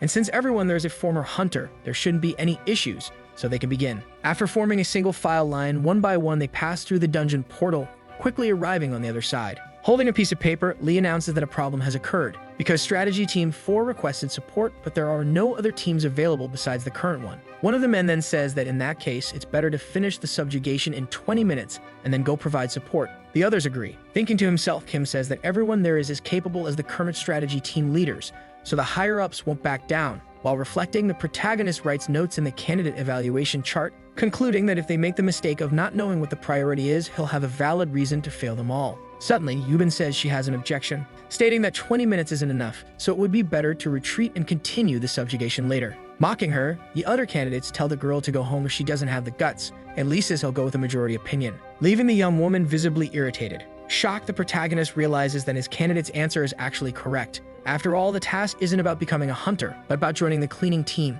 which means they would need to complete both the subjugation and the cleanup in just 20 minutes, a very short time to do both. Intrigued, Kim wonders how Yubin figured that out so quickly and what exactly happened last week. Next, we see what appears to be the hand of a creature, which starts roaring furiously at the group. All the candidates begin activating their magic and summoning their weapons. Talwan is the first to attack using his skill called Haywire, which causes his entire body to be engulfed in red light. Suddenly, a dark slime flies through the air. It's the monster Strawberry Juice, now under attack by the blonde man using his skill Auburn's Teeth. The chosen strategies seem to be working, given the wounds on the creature's body. The next to attack is Yubin with her powerful sword. Jumping into the air, the young woman lands a punch on the monster's head, knocking it to the ground. Impressed, the evaluators comment that this is exactly what's expected from former hunters, but that the girl's skill looked much weaker compared to the others. Kim cuts in and issues a warning to the cleaning team, announcing that a problem has arisen. Everyone turns around to listen to the boy, and Talwan takes the chance to give a sly smile, remembering a conversation he had the other day with the general director, who told him that the practical task guidelines were created by Kim. The man said no one warned him he'd have to do actual cleaning, but his recruiter replied that for now he's just a mere candidate and will have to do whatever it takes to pass. However, the documents he received would help him a lot, as they contain the cleaning task written by the protagonist, which would begin as soon as the first boss was defeated. The man also said none of it could leak, because he really wanted former Vice Guild leader to lead the new team. Smiling, Talwan said this was like a piece of cake waiting to be devoured, and that passing the task would be a breeze for him. We return to the present moment, where the protagonist explains that the dungeon must be cleaned by the team currently available, but it's almost time to go support the strategy team as promised. Moreover, all the other teammates died during the subjugation, leaving only them to handle the cleanup. Gritting his teeth, Talwan realizes this is nothing like what was written in the document. With his hands in his pockets, Kim says that each of them must provide a solution to the problem, one that is quick and can be completed within 20 minutes. With a dark look, our boy wonders if the man really thought he'd just leave the task the way it was written on paper. Sometime later, we see the protagonist counting down, and the countdown is almost over, which means Woodyuk's time is up. Stressed, the man throws the rag he was using to clean onto the ground. The HR team leader shows up and announces that he's been eliminated, while our boy concludes that he clearly knows nothing about cleaning. Now it's Talwan's turn, and he's not happy at all. Furious, he wonders if an A-rank former Vice Guild leader really has to kneel down and clean that mess, and how he's supposed to do that in just 20 minutes. Turning to Kim, the man shouts that the boy created that task on purpose because it's completely impossible. And looking at the general director, he says that wasn't what they agreed on, leaving the man and Lee visibly embarrassed. The former Vice Guild leader then says there's no way he's doing that. Beside him, Yubin replies that no one forced him to participate. Irritated, Talwan asks what the girl means by that, but Kim steps in and questions whether he's really refusing to do the task, because in that case, it's Yubin's turn. Receiving no response from the ex-hunter, the protagonist says he'll take her silence as a no, but the girl charges toward the creature, asking the boy to make sure he times it properly. As she approaches, she throws what seem to be bags of cleaning products and begins slashing them open with her large sword, using quick and efficient movements. She then demonstrates that, besides applying chemicals, she's also dismantling the monster at the same time, while blocking all the gas and strawberry juice leaking from the carcass. Kim finally realizes that the girl had help from her own team. Yubin throws ropes with hooks on the ends, which quickly lash onto the dismantled parts of the monster. Then she starts pulling with great strength, making all the attached pieces come flying toward her. Mouth agape, the protagonist thinks that at this pace, she'll finish the task on time, which means his plan to fail everyone is going to fall apart, as he'll have no valid reason to deduct points from her. Suddenly, Talwan says there's something wrong and asks if Kim shared the task details with Yubin. Realizing this is a great opportunity, the protagonist says he might have done that. The man then claims it's unfair. After finishing the job, Yubin stares directly at both of them and asks what the former Vice Guild leader is saying about her, instead of being ashamed to admit that he only accused her because he failed to prepare in a week. Provoking him, the ex-hunter tells him to be honest, that he's only here because of his connections with the general manager, and that she was honestly looking forward to seeing how competent he'd be as a candidate, given his confidence. But all of her expectations were for nothing, since he never actually became a true leader of the guild he was in. Furious, Talwan activates his ability, claiming the girl will regret insulting him like that.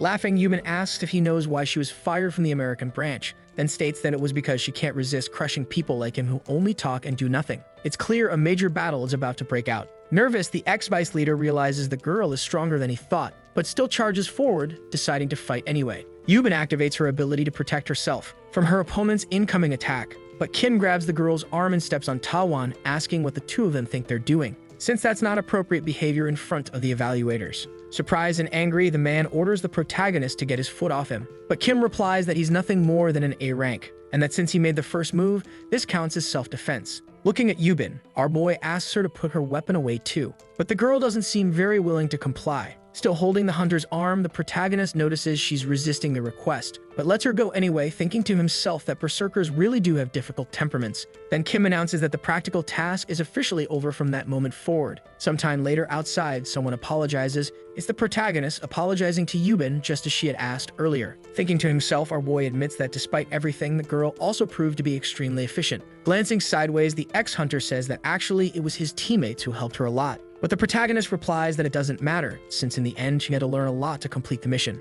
Agreeing, the girl says in that case she'll accept the apology even if they never see each other again. Kim asks if that means she's no longer interested in the position. Confirming, Yubin said she had already told him she only wanted an apology, and that after the scene she caused that day, she's sure she has no chance of passing, not to mention the job is too difficult. So she's going to head out for a walk. After hearing all that, we can see that our boy is clearly not pleased. The next day, in front of a dungeon gate, Sang yells, asking if Kim has lost his mind and what the guy was thinking, accepting his sister into the cleaning team. The day after the recruitment evaluations, we find out that a sudden issue came up. Lying on her couch at home, Yubin says she's glad the protagonist apologized and all, but she still doesn't understand him. He matched the speed of her ability and even stopped her attack with just one hand, despite being a mere janitor. Restless, the young woman wonders why someone like Kim is on the cleaning team, then decides not to care anymore when suddenly her phone rings. Picking it up to see what it is, the former hunter discovers she's been accepted into the cleaning team. To her complete shock, we see that her scream was heard even by people walking down on the street. Someone punches a wall with full force.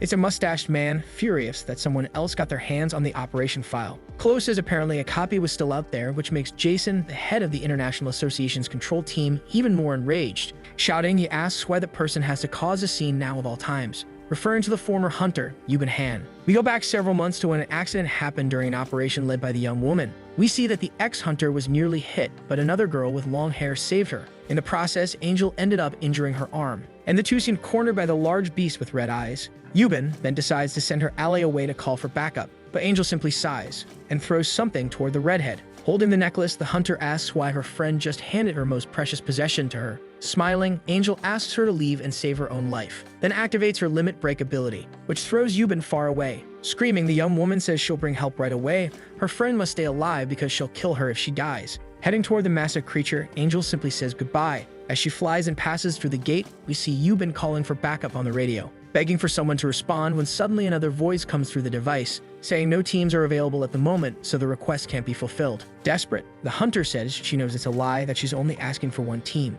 But someone on the other end insists that no teams are available. We discover that the one responsible was Jason, who didn't want to use the backup to avoid spending more money, especially not on a hunter who wasn't worth it, since he needed to survive. So even though Angel lost her life, according to him, there was nothing to worry about, since the higher-ups didn't care and Yubin lost control, which gave him the chance to dismiss her, making everything go according to plan, until Yubin decided to leave and take the control team's operation file, which could reveal the truth of what happened that day to the world, as well as all the embezzlements and corrupt acts he committed for a long time. Less irritated now, he tells Chloe to do whatever it takes to get the file back. The woman then asks if she should try negotiating. Without answering, Jason asks if she has located Yubin. The woman confirms and says that according to the records, she found the young woman join the association again, but in the Korean branch, as a member of the cleaning team, not the strategy team. Intrigued, the man asks what the young woman is doing, but says it'll be a good opportunity since his branch will propose a joint operation with the Korean branch next week. Chloe confirms again, and the man says she must make sure the deal goes through no matter what.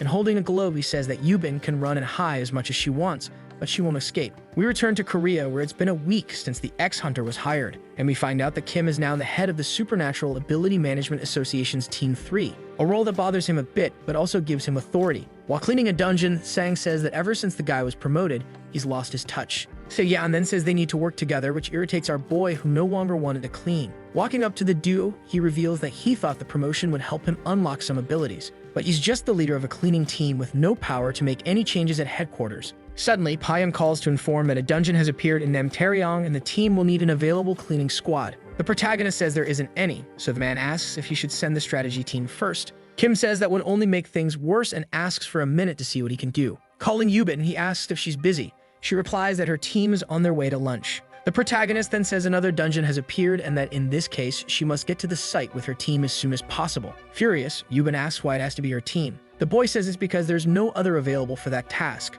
But she's not capable. He'll have to find another way. Determined to prove herself, the young woman says she's already on her way, but that he now owes her one. We find out that the previous week, Kim passed all the heavy dungeons to Yubin, which drastically reduced his team's workload by half. Suddenly, a message appears saying that the skill Replica has been unlocked due to the increased satisfaction rate of the protagonist's team. Sometime later elsewhere, Park's son enters the room saying he ironed his dad's clothes. Surprised, the man says he didn't need to do that, then notices how worn his work uniform is. Smiling, he crouches down and tells the little boy he won't need to iron his work clothes anymore because he's been promoted to manager of the cleaning team at the Supernatural Ability Management Association. Out on the street, two guys compliment the man's look and congratulate him on the new position, also wishing him luck on his first day. Meanwhile, elsewhere, we see Lee Min-ju and another young woman who doesn't seem pleased with what she's reading on the paper she's holding. We find out that everyone is gathered for the regular strategy team assembly, held in the command team's office. Jaehyun tells Payan that the biggest issue is that all operations were organized to align perfectly with the cleaning team's schedule,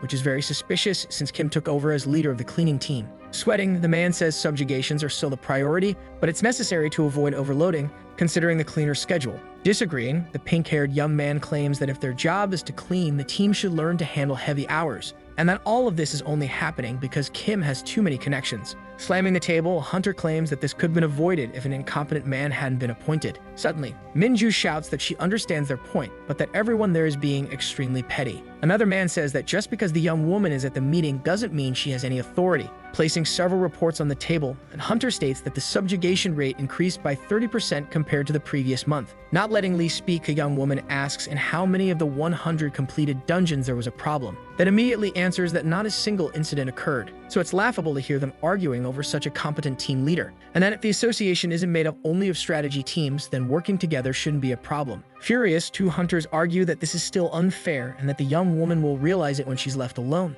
since if she wants to maintain the current situation, she must handle everything perfectly on her own. The others agree and start saying that their teams won't take part in any operations next week, and that will be a great chance for the young woman to show her performance during the loop dungeon. Following the hunters, other leaders announce that teams 5 and 8 are also out, ending the assembly right there and leaving Min-ju and Payan in a tight spot. Suddenly, Dongwoo shows up at the door and apologizes for the interruption, but says he received a call from the US branch who asked to speak with Payan. With wide eyes, the man shows he wasn't expecting that. Picking up the phone, he says the manager is out for now and that he's standing in, but he knows where to find the person responsible for making decisions. The call makes the other hunters uneasy. The man then says he received an invitation from the American branch to take part in a joint operation, but since everyone there already stated they won't be working next week, he'll pass the task to Team 2. Mocking, Payan asks why the hunters suddenly look so interested when they heard the US branch would be involved. Lee then says he doesn't mind the operation being assigned to Team 2, but since loop dungeons are complicated, it would be better to appoint a supervisor to plan the operation.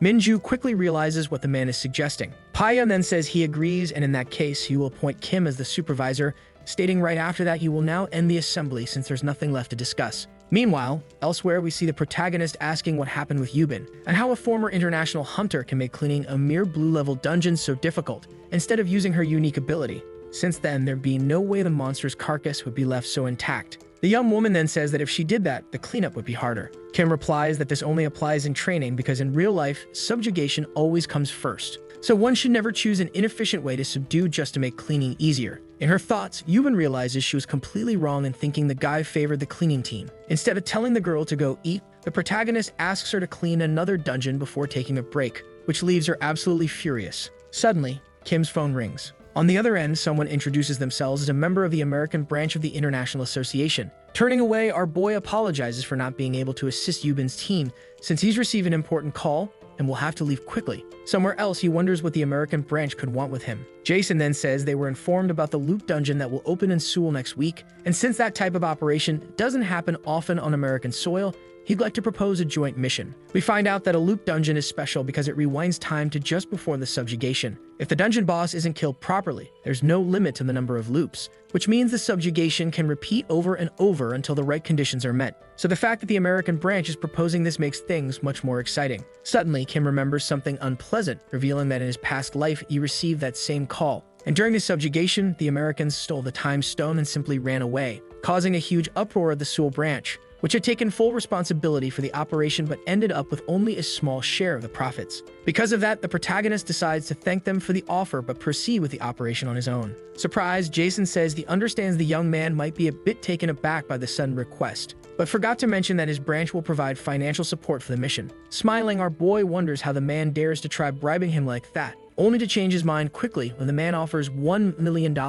Trembling, he thinks that's actually a pretty decent amount. Before deciding whether to accept, he reads what Minju sent about the assembly. Upon discovering that he'll be the mission supervisor and that only Team 2 will be participating, Kim concludes that his only way out is to accept the joint operation with the Americans. Looking at Yubin's daughter, Jason says it would be best to carry out the mission with a cleaning team. Falling for it like a fool, the protagonist says the man doesn't need to worry, he has just the right team for the job. Smiling deviously, the man thanks him and says in that case, they'll be seeing each other soon. In his thoughts, the protagonist says he'll have to postpone cleaning duties next week to join the mission with Team 6, then remembers that Yubin used to work in the American branch, which means putting the young woman on the mission might not be the best idea. A week passes and the day of the joint operation with the American headquarters arrives. We see the Seoul team wearing their black raincoats, talking to the American branch team who also chose to wear raincoats. In the background is the massive portal to the loop dungeon. With no rain protection at all, the cleaning team wonders what the two squads have so much to discuss. Kim then says that even experienced hunters struggle with loot dungeons, which explains the tension, especially since there's no guarantee they'll get out of there anytime soon.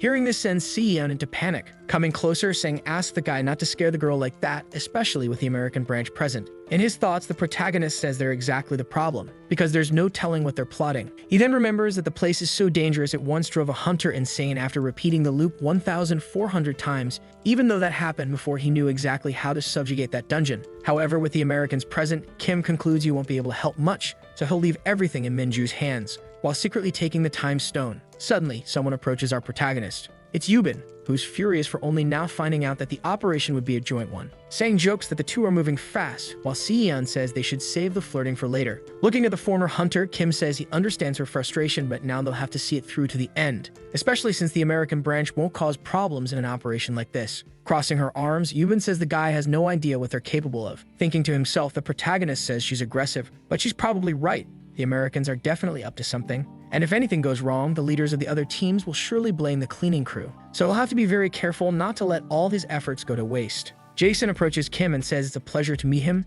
introducing himself, followed by Chloe, who says she's the support team manager. The man then says he's heard a lot about how competent the boy is. Modest, the protagonist says it's all overblown. Jason looks at Yubin and asks how she's doing. Irritated, the girl says she's just fine, but it's sad to know he's there too. Keeping his composure, Jason laughs and says he was thrilled to hear she'd be part of this operation. The former hunter replies that she can't say she's happier in her new role, but work is work. Crouching down, the man says that in that case, they should separate personal from professional matters. After all, what happened with Angel was a disgrace. But he'd like to ask the young woman first if she took something that belonged to him when she left. Yubin simply says she didn't take anything. The man then says they'll talk more later. As he walks away, he welcomes everyone, then asks Chloe to take care of the time stone and says he doesn't care what she does with the item, since he'll be busy trying to recover the file. Up ahead, Minju asks everyone to gather, as she'd like to give the final instructions. The young woman says that even though not many people are taking part in the mission, she believes finishing the dungeon won't be a problem. However, since it's a loot-type dungeon, it's impossible to predict how long it will take,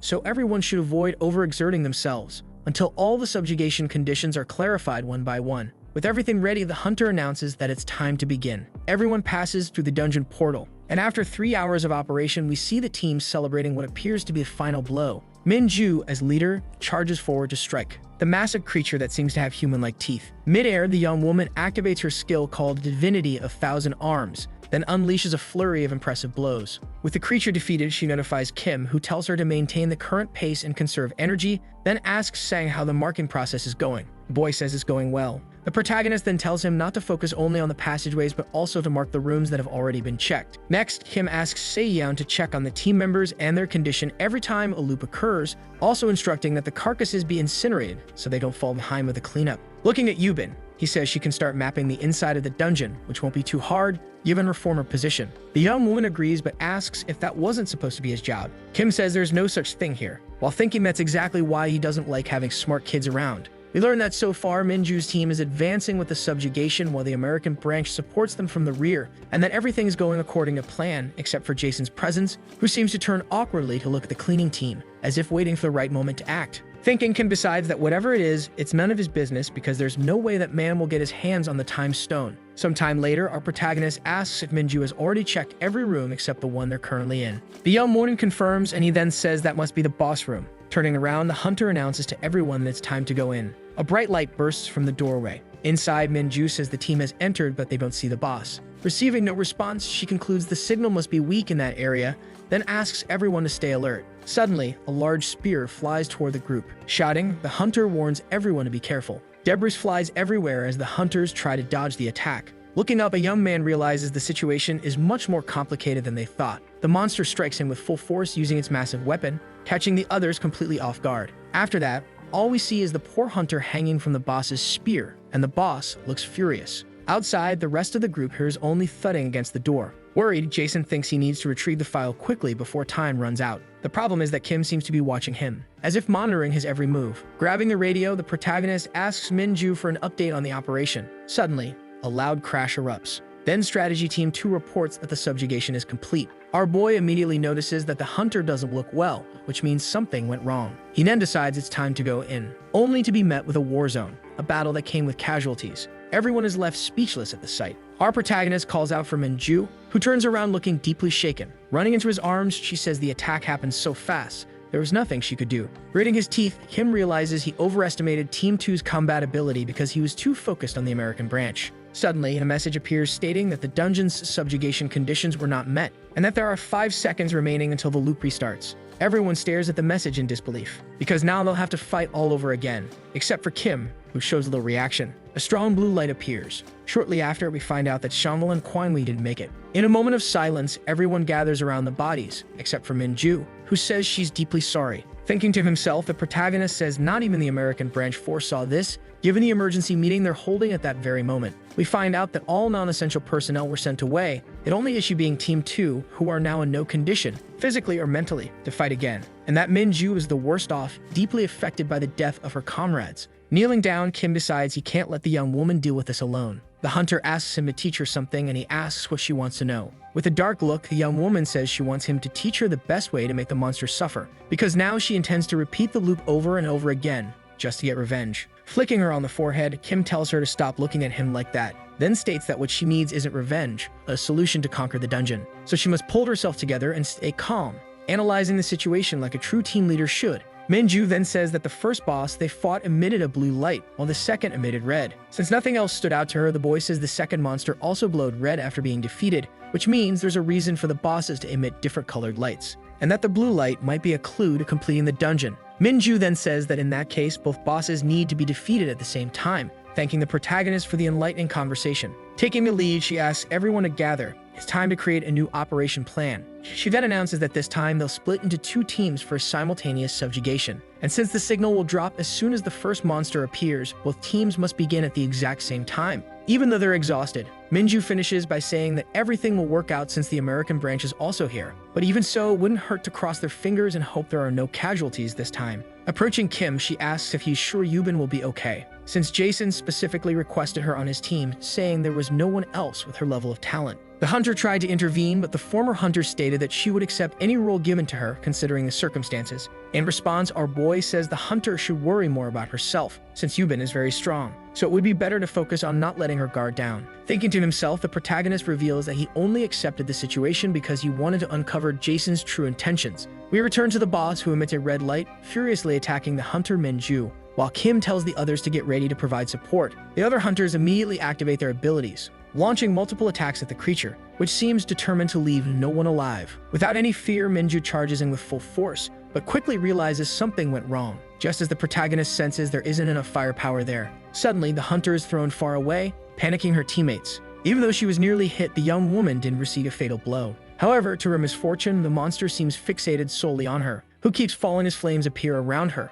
Launched by Kim, who not only prevented his friend from falling but also blocked the creature's hand. Minju is in disbelief at what she's seeing, while our boy orders her to grab her sword, saying she needs to do this with her own hands, since the rest of the team is in danger if the fight doesn't end soon. The young woman then says she can't move her arm. Staring at her firmly, the boy asks if she's developing grip strength in her left hand, then states that all the training was for the moment when she'd need to protect her teammates. Thinking to himself, the protagonist says this would have been impossible for the Minju from before his regression. But the young woman is no longer the same, now that she's awakened her blade dancer ability, becoming a perfectly ambidextrous swordswoman. So the video ends here. If you don't want to miss the next part, activate the notification bell, and see you next time on Tob's channel.